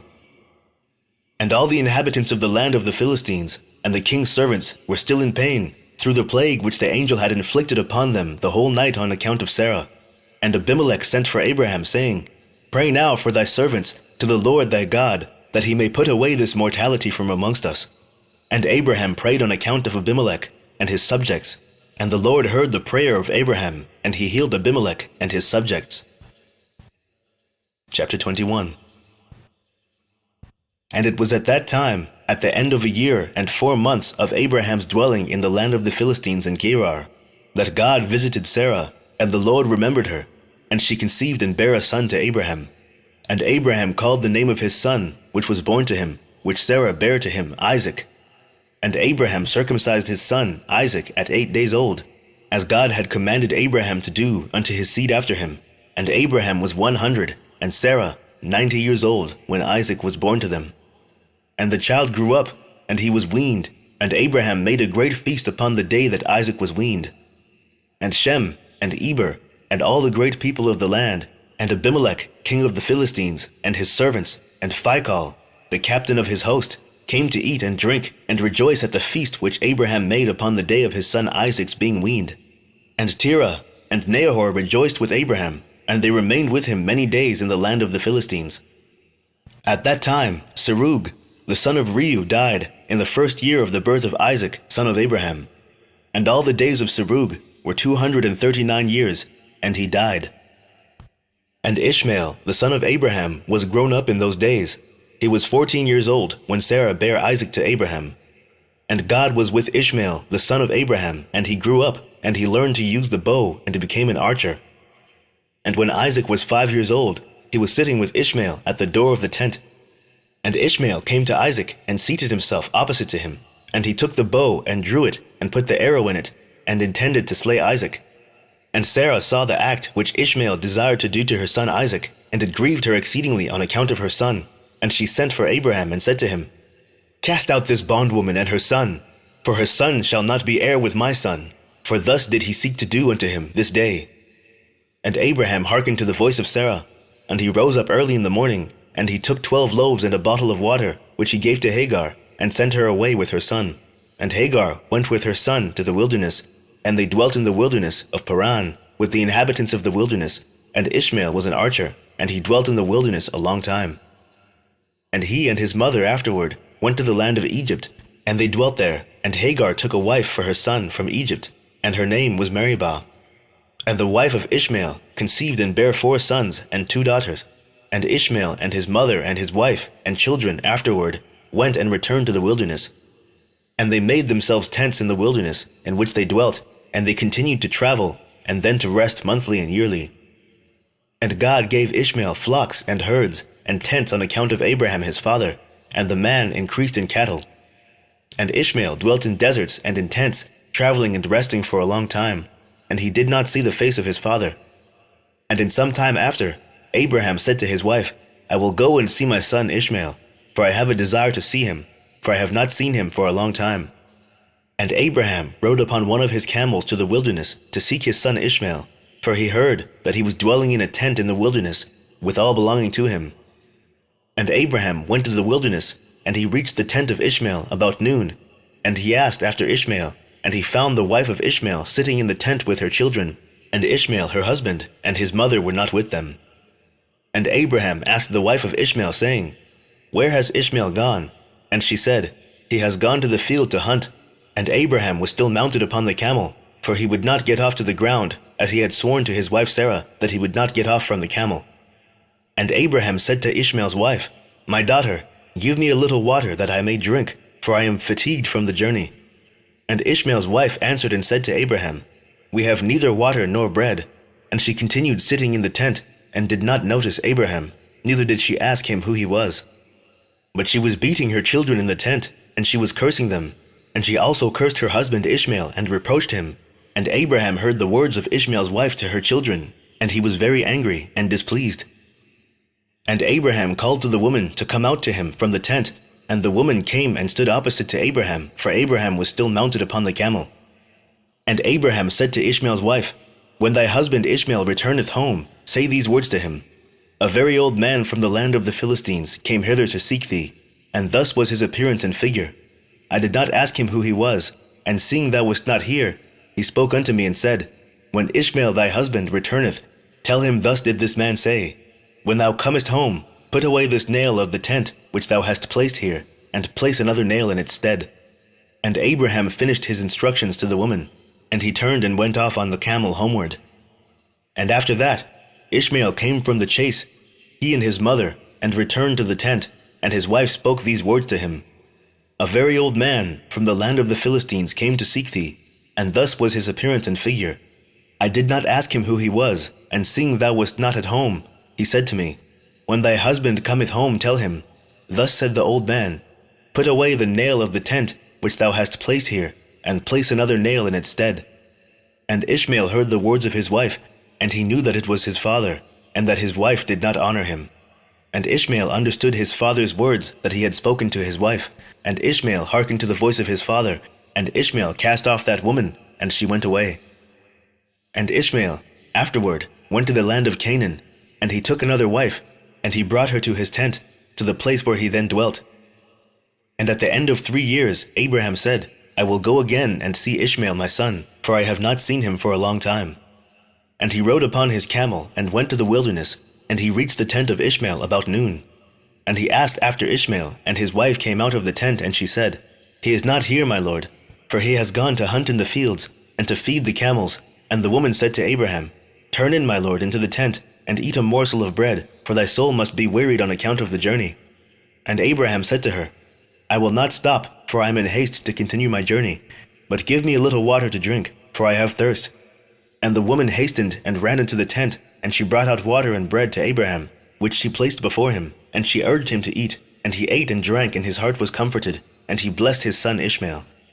And he finished his meal, and he blessed the Lord, and he said to Ishmael's wife, When Ishmael cometh home, say these words to him, A very old man from the land of the Philistines came hither, and asked after thee, and thou wast not here. And I brought him out bread and water, and he ate and drank, and his heart was comforted. And he spoke these words to me, When Ishmael thy husband cometh home, say unto him, The nail of the tent which thou hast is very good, do not put it away from the tent. And Abraham finished commanding the woman, and he rode off to his home to the land of the Philistines. And when Ishmael came to his tent, his wife went forth to meet him, with joy and a cheerful heart. And she said to him, An old man came here from the land of the Philistines, and thus was his appearance. And he asked after thee, and thou wast not here. So I brought out bread and water, and he ate and drank, and his heart was comforted. And he spoke these words to me, When Ishmael thy husband cometh home, say to him, The nail of the tent which thou hast is very good, do not put it away from the tent. And Ishmael knew that it was his father, and that his wife had honored him, and the Lord blessed Ishmael. Chapter 22. And Ishmael then rose up, and took his wife and his children, and his cattle, and all belonging to him. And he journeyed from there, and he went to his father in the land of the Philistines. And Abraham related to Ishmael, his son, the transaction with the first wife that Ishmael took, according to what she did. And Ishmael and his children dwelt with Abraham many days in that land. And Abraham dwelt in the land of the Philistines a long time. And the days increased, and reached 26 years. And after that, Abraham with his servants, and all belonging to him, went from the land of the Philistines, and removed to a great distance. And they came near to Hebron, and they remained there. And the servants of Abraham dug wells of water, and Abraham, and all belonging to him, dwelt by the water. And the servants of Abimelech, king of the Philistines, heard the report that Abraham's servants had dug wells of water in the borders of the land. And they came and quarreled with the servants of Abraham, and they robbed them of the great well which they had dug. And Abimelech, king of the Philistines, heard of this affair, and he with Phicol the captain of his host, and 20 of his men came to Abraham. And Abimelech spoke to Abraham concerning his servants, and Abraham rebuked Abimelech concerning the well of which his servants had robbed him. And Abimelech said to Abraham, As the Lord liveth, who created the whole earth, I did not hear of the act which my servants did unto thy servants until this day. And Abraham took 7 ewe lambs, and gave them to Abimelech, saying, Take these, I pray thee, from my hands, that it may be a testimony for me that I dug this well. And Abimelech took the 7 ewe lambs which Abraham had given to him, for he had also given him cattle and herds in abundance. And Abimelech swore to Abraham concerning the well. Therefore he called that well Beersheba, for there they both swore concerning it. And they both made a covenant in Beersheba. And Abimelech rose up with Phicol, the captain of his host, and all his men, and they returned to the land of the Philistines. And Abraham and all belonging to him dwelt in Beersheba, and he was in that land a long time. And Abraham planted a large grove in Beersheba, and he made to it 4 gates facing the 4 sides of the earth, and he planted a vineyard in it, so that if a traveler came to Abraham, he entered any gate which was in his road, and remained there, and ate and drank and satisfied himself, and then departed. For the house of Abraham was always open to the sons of men that passed and repassed, who came daily to eat and drink in the house of Abraham. And any man who had hunger, and came to Abraham's house, Abraham would give him bread that he might eat and drink and be satisfied. And any one that came naked to his house, he would clothe with garments, as he might choose, and give him silver and gold, and make known to him the Lord who had created him in the earth. This did Abraham all his life. And Abraham and his children, and all belonging to him, dwelt in Beersheba, and he pitched his tent as far as Hebron. And Abraham's brother Nahor, and his father, and all belonging to them, dwelt in Haran, for they did not come with Abraham to the land of Canaan. And children were born to Nahor, which Milcah the daughter of Haran, and sister to Sarah, Abraham's wife, bare to him. And these are the names of those that were born to him: Uz, Buz, Kemuel, Kesed, Chazo, Pildash, Tidlaph, and Bethuel, being 8 sons. These are the children of Milcah, which she bare to Nahor, Abraham's brother. And Nahor had a concubine, and her name was Reumah, and she also bare to Nahor Zebach, Gakhash, Takhash, and Maasha, being 4 sons. And the children that were born to Nahor were 12 sons besides his daughters, and they also had children born to them in Haran. And the children of Uz, the firstborn of Nahor, were Abi, Chereph, Gadin, Melis, and Deborah their sister. And the sons of Buz were Barachel, Naamoth, Shiva, and Madanu. And the sons of Kemuel were Aram and Rechab. And the sons of Kesed were Anamelech, Meshai, Bainan, and Yephi. And the sons of Chazo were Pildash, Mekai, and Ophir. And the sons of Pildash were Arud, Chamum, Mered, and Moloch. And the sons of Tidlaph were Mushan, Cushan, and Mutzai. And the sons of Bethuel were Sekar, Laban, and their sister Rebekah. These are the families of the children of Nahor that were born to them in Haran. And Aram, the son of Kemuel, and Rechab his brother went away from Haran, and they found a valley in the land by the river Euphrates. And they built a city there, and they called the name of the city after the name of Pethor, the son of Aram, that is Aram Naharaim unto this day. And the children of Kesed also went to dwell where they could find a place. And they went and they found a valley opposite to the land of Shinar, and they dwelt there. And they there built themselves a city.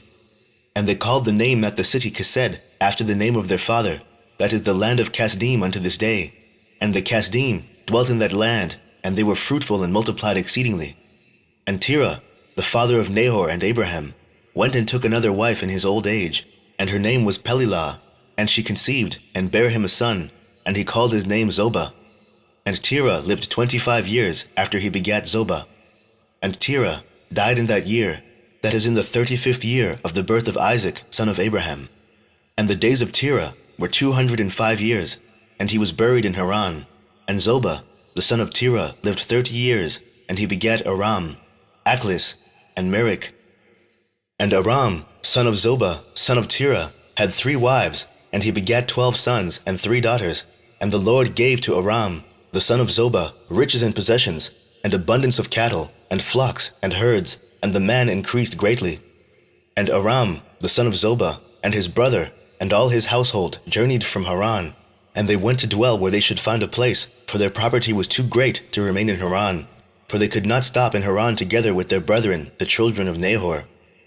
And Aram, the son of Zobah, went with his brethren, and they found a valley at a distance toward the eastern country, and they dwelt there. And they also built a city there, and they called the name thereof Aram, after the name of their eldest brother, that is Aram Zobah, to this day. And Isaac, the son of Abraham, was growing up in those days, and Abraham, his father, taught him the way of the Lord, to know the Lord, and the Lord was with him. And when Isaac was 37 years old, Ishmael, his brother, was going about with him in the tent. And Ishmael boasted of himself to Isaac, saying, I was 13 years old, when the Lord spoke to my father to circumcise us, and I did according to the word of the Lord, which he spoke to my father, and I gave my soul unto the Lord, and I did not transgress his word which he commanded my father. And Isaac answered Ishmael, saying, Why dost thou boast to me about this, about a little bit of thy flesh, which thou didst take from thy body, concerning which the Lord commanded thee? As the Lord liveth, the God of my father Abraham, if the Lord should say unto my father, Take now thy son Isaac, and bring him up an offering before me, I would not refrain, but I would joyfully accede to it. And the Lord heard the word that Isaac spoke to Ishmael, and it seemed good in the sight of the Lord, and he thought to try Abraham in this matter. And the day arrived when the sons of God came and placed themselves before the Lord, and Satan also came with the sons of God before the Lord. And the Lord said unto Satan, Whence comest thou? And Satan answered the Lord, and said, From going to and fro in the earth, and from walking up and down in it. And the Lord said to Satan, What is thy word to me concerning all the children of the earth? And Satan answered the Lord and said, I have seen all the children of the earth who serve thee, and remember thee when they require anything from thee. And when thou givest them the thing which they require from thee, they sit at their ease, and forsake thee, and they remember thee no more. Hast thou seen Abraham the son of Terah, who at first had no children, and he served thee, and erected altars to thee wherever he came, and he brought up offerings upon them, and he proclaimed thy name continually to all the children of the earth? And now that his son Isaac is born to him, he has forsaken thee. He has made a great feast for all the inhabitants of the land, and the Lord he has forgotten. For amidst all that he has done, he brought thee no offering, neither burnt offering, nor peace offering, neither ox, lamb, nor goat, of all that he killed on the day that his son was weaned. Even from the time of his son's birth till now, being 37 years, he built no altar before thee, nor brought any offering to thee. For he saw that thou didst give what he requested before thee, and he therefore forsook thee. And the Lord said to Satan, Hast thou thus considered my servant Abraham? For there is none like him upon earth, a perfect and upright man before me, one that feareth God and avoideth evil. As I live, where I say unto him, Bring up Isaac thy son before me, he would not withhold him from me. Much more if I told him to bring up a burnt offering before me from his flock or herds. And Satan answered the Lord and said, Speak then now unto Abraham, as thou hast said, and thou wilt see whether he will not this day transgress and cast aside thy words. Chapter 23. At that time the word of the Lord came to Abraham, and he said unto him, Abraham. And he said, Here I am. And he said to him, Take now thy son, thine only son whom thou lovest, even Isaac, and go to the land of Moriah, and offer him there for a burnt offering upon one of the mountains which shall be shown to thee. For there wilt thou see a cloud and the glory of the Lord. And Abraham said within himself, How shall I separate my son Isaac from Sarah his mother, in order to bring him up for a burnt offering before the Lord? And Abraham came into the tent, and he sat before Sarah his wife, and he spoke these words to her, My son Isaac is grown up, and he has not for some time studied the service of his God. Now tomorrow I will go and bring him to Shem, and Eber his son, and there he will learn the ways of the Lord, for they will teach him to know the Lord, as well as when to know that when he prayeth continually before the Lord, he will answer him. Therefore he will know the way of serving the Lord his God. And Sarah said, Thou hast spoken well. Go, my Lord, and do unto him as thou hast said, but remove him not at a great distance from me, neither let him remain there too long, for my soul is bound within his soul. And Abraham said unto Sarah, My daughter, let us pray to the Lord our God, that he may do good with us. And Sarah took her son Isaac, and he abode all that night with her, and she kissed and embraced him, and gave him instructions till morning. And she said to him, O my son, how can my soul separate itself from thee? And she still kissed him and embraced him, and she gave Abraham instructions concerning him. And Sarah said to Abraham, O my Lord, I pray thee take heed of thy son, and place thine eyes over him, for I have no other son nor daughter but him. O forsake him not. If he be hungry, give him bread, and if he be thirsty, give him water to drink. Do not let him go on foot, neither let him sit in the sun. Neither let him go by himself in the road, neither force him from whatever he may desire, but do unto him as he may say to thee. And Sarah wept bitterly the whole night on account of Isaac, and she gave him instructions till morning. And in the morning Sarah selected a very fine and beautiful garment from those garments which she had in the house that Abimelech had given to her. And she dressed Isaac her son therewith, and she put a turban upon his head, and she enclosed a precious stone in the top of the turban, and she gave them provision for the road, and they went forth, and Isaac went with his father Abraham, and some of their servants accompanied them to see them off the road. And Sarah went out with them, and she accompanied them upon the road to see them off, and they said to her, Return to the tent. And when Sarah heard the words of her son Isaac, she wept bitterly, and Abraham her husband wept with her, and their son wept with them a great weeping. Also those who went with them wept greatly. And Sarah caught hold of her son Isaac, and she held him in her arms, and she embraced him, and continued to weep with him. And Sarah said, Who knoweth if after this day I shall ever see thee again? And they still wept together, Abraham, Sarah, and Isaac, and all those that accompanied them on the road wept with them. And Sarah afterward turned away from her son, weeping bitterly, and all her menservants and maidservants returned with her to the tent. And Abraham went with Isaac his son to bring him up as an offering before the Lord, as he had commanded him. And Abraham took 2 of his young men with him, Ishmael the son of Hagar, and Eleazar his servant, and they went together with them. And whilst they were walking in the road, the young men spoke these words to themselves. And Ishmael said to Eleazar, Now my father Abraham is going with Isaac to bring him up for a burnt offering to the Lord, as he commanded him. Now when he returneth, he will give unto me all that he possesses, to inherit after him, for I am his firstborn. And Eleazar answered Ishmael and said, Surely Abraham did cast thee away with thy mother, and swear that thou shouldst not inherit anything of all he possesses. And to whom will he give all that he has, with all his treasures, but unto me his servant, who has been faithful in his house, who has served him night and day, and has done all that he desired me? To me will he bequeath at his death all that he possesses. And whilst Abraham was proceeding with his son Isaac along the road, Satan came and appeared to Abraham in the figure of a very aged man, humble and of contrite spirit. And he approached Abraham and said to him, Art thou silly or brutish, that thou goest to do this thing this day to thine only son? For God gave thee a son in thy latter days, in thy old age. And wilt thou go and slaughter him this day, because he committed no violence? And wilt thou cause the soul of thine only son to perish from the earth? Dost thou not know and understand that this thing cannot be from the Lord? For the Lord cannot do unto man such evil upon earth, to say to him, Go slaughter thy child. And Abraham heard this, and knew that it was the word of Satan, who endeavored to draw him aside from the way of the Lord. But Abraham would not hearken to the voice of Satan, and Abraham rebuked him, so that he went away. And Satan returned, and came to Isaac, and he appeared unto Isaac in the figure of a young man, comely and well-favored. And he approached Isaac, and said unto him, Dost thou not know and understand that thy old silly father bringeth thee to the slaughter this day for naught? Now therefore, my son, do not listen nor attend to him, for he is a silly old man, and let not thy precious soul and beautiful figure be lost from the earth. And Isaac heard this, and said unto Abraham, Hast thou heard, my father, that which this man has spoken? Even thus has he spoken. And Abraham answered his son Isaac, and said to him, Take heed of him, and do not listen to his words, nor attend to him, for he is Satan, endeavoring to draw us aside this day from the commands of God. And Abraham still rebuked Satan, and Satan went from them. And seeing he could not prevail over them, he hid himself from them, and he went and passed before them in the road, and he transformed himself to a large brook of water in the road. And Abraham and Isaac and his 2 young men reached that place, and they saw a brook large and powerful as the mighty waters. And they entered the brook and passed through it, and the waters at first reached their legs. And when they went deeper in the brook, and the waters reached up to their necks, they were all terrified on account of the water. And whilst they were going over the brook, Abraham recognized that place, and he knew that there was no water there before. And Abraham said to his son Isaac, I know this place in which there was no brook, nor water. Now therefore it is this Satan who does all this to us, to draw us aside this day from the commands of God. And Abraham rebuked him and said unto him, The Lord rebuke thee, O Satan! Be gone from us, for we go by the commands of God.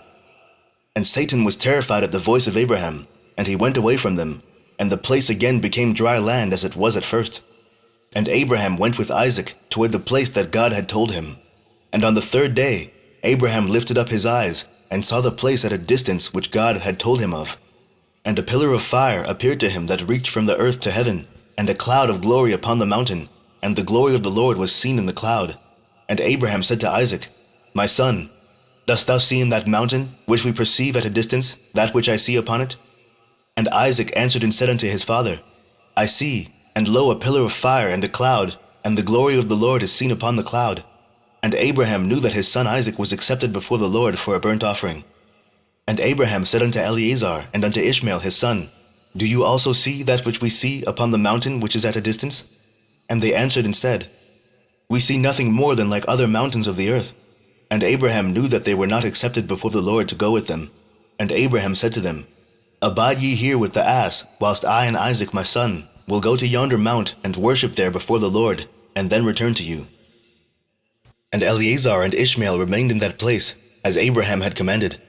And Abraham took wood for a burnt offering, and placed it upon his son Isaac. And he took the fire and the knife, and they both went to that place. And when they were going along, Isaac said to his father, Behold, I see here the fire and wood, and where then is the lamb that is to be the burnt offering before the Lord?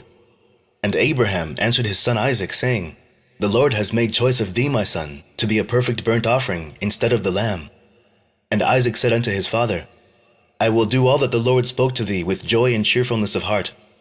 And Abraham again said unto Isaac his son, Is there in thy heart any thought or counsel concerning this, which is not proper? Tell me, my son, I pray thee. O my son, conceal it not from me. And Isaac answered his father Abraham and said unto him, O my father, as the Lord liveth, and as thy soul liveth, there is nothing in my heart to cause me to deviate either to the right or to the left from the word that he has spoken to thee. Neither limb nor muscle has moved or stirred at this, nor is there in my heart any thought or evil counsel concerning this. But I am of joyful and cheerful heart in this matter, and I say, Blessed is the Lord, who has this day chosen me to be a burnt offering before him. And Abraham greatly rejoiced at the words of Isaac, and they went on, and came together to that place that the Lord had spoken of. And Abraham approached to build the altar in that place, and Abraham was weeping, and Isaac took stones and mortar, until they had finished building the altar. And Abraham took the wood, and placed it in order upon the altar which he had built. And he took his son Isaac, and bound him in order to place him upon the wood which was upon the altar, to slay him for a burnt offering before the Lord. And Isaac said to his father, Bind me securely, and then place me upon the altar, lest I should turn and move, and break loose from the force of the knife upon my flesh, and thereof profane the burnt offering. And Abraham did so.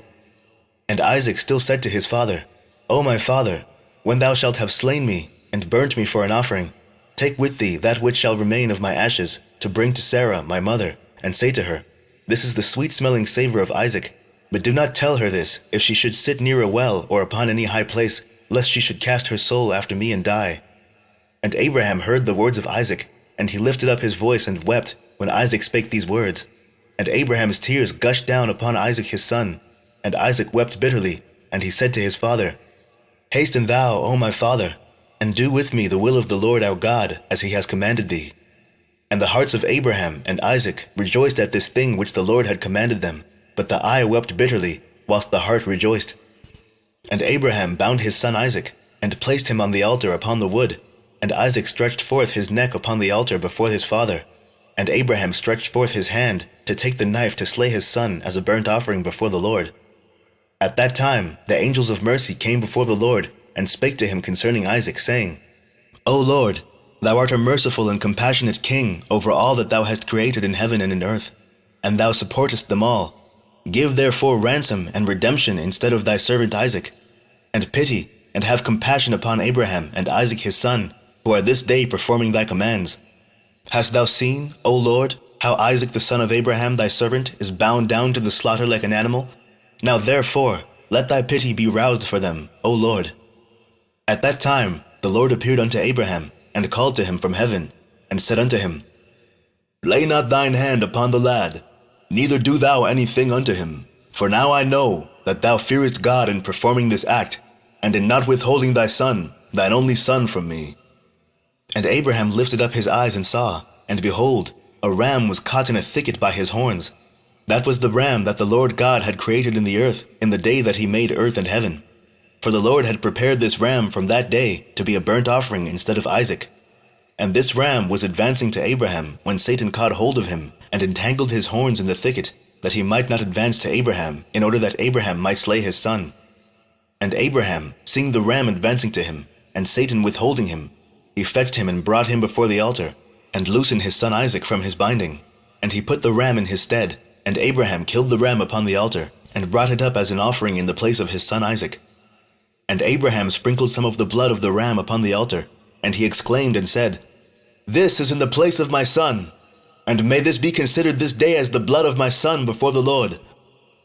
And all that Abraham did on this occasion by the altar, he would exclaim and say, This is in the room of my son, and may this day be considered before the Lord in the place of my son. And Abraham finished the whole of the service by the altar, and the service was accepted before the Lord, and was accounted as if it had been Isaac. And the Lord blessed Abraham and his seed on that day. And Satan went to Sarah, and he appeared to her in the figure of an old man, very humble and meek. And Abraham was yet engaged in the burnt offering before the Lord. And he said unto her, Dost thou not know all the work that Abraham has made with thine only son this day? For he took Isaac and built an altar, and killed him, and brought him up as a sacrifice upon the altar. And Isaac cried and wept before his father, but he looked not at him, neither did he have compassion over him. And Satan repeated these words, and he went away from her. And Sarah heard all the words of Satan, and she imagined him to be an old man from amongst the sons of men who had been with her son, and had come and told her these things. And Sarah lifted up her voice and wept and cried out bitterly on account of her son. And she threw herself upon the ground, and she cast dust upon her head, and she said, O my son, Isaac my son, Oh, that I had this day died instead of thee. And she continued to weep, and said, It grieves me for thee, O my son Isaac. Oh, that I had died this day in thy stead. And she still continued to weep, and said, It grieves me for thee that I have reared thee, and have brought thee up. Now my joy is turned into mourning over thee. I that had a longing for thee, and cried and prayed to God, till I bare thee at 90 years old, and now hast thou served this day for the knife and the fire to be made an offering. But I console myself with thee, my son, in its being the word of the Lord, for thou didst perform the command of thy God. For who can transgress the word of our God, in whose hands is the soul of every living creature? Thou art just, O Lord our God, for all thy works are good and righteous. For I also am rejoiced with thy word, which thou didst command, and whilst mine eye weepeth bitterly, my heart rejoiceth. And Sarah laid her head upon the bosom of one of her handmaids, and she became as still as a stone. She afterward rose up and went about making inquiries till she came to Hebron, and she inquired of all those whom she met walking in the road, and no one could tell her what had happened to her son. And she came with her maidservants and menservants to Kiriath Arba, which is in Hebron, and she asked concerning her son. And she remained there, while she sent some of her servants to seek where Abraham had gone with Isaac. They went to seek him in the house of Shem and Eber, and they could not find him. And they sought throughout the land, and he was not there. And behold, Satan came to Sarah in the shape of an old man. And he came and stood before her, and he said to her, I spoke falsely unto thee, for Abraham did not kill his son, and he is not dead. And when she heard the word, her joy was so exceedingly violent on account of her son, that her soul went out through joy. She died, and was gathered to her people. And when Abraham had finished his service, he returned with his son Isaac to his young men. And they rose up, and went together to Beersheba, and they came home. And Abraham sought for Sarah, and could not find her. And he made inquiries concerning her, and they said unto him, She went as far as Hebron to seek you both, where you had gone. For thus she was informed. And Abraham and Isaac went to her to Hebron, and when they found that she was dead, they lifted up their voices, and wept bitterly over her. And Isaac fell upon his mother's face, and wept over her. And he said, O my mother, how hast thou left me? And where hast thou gone? Oh, how? How hast thou left me?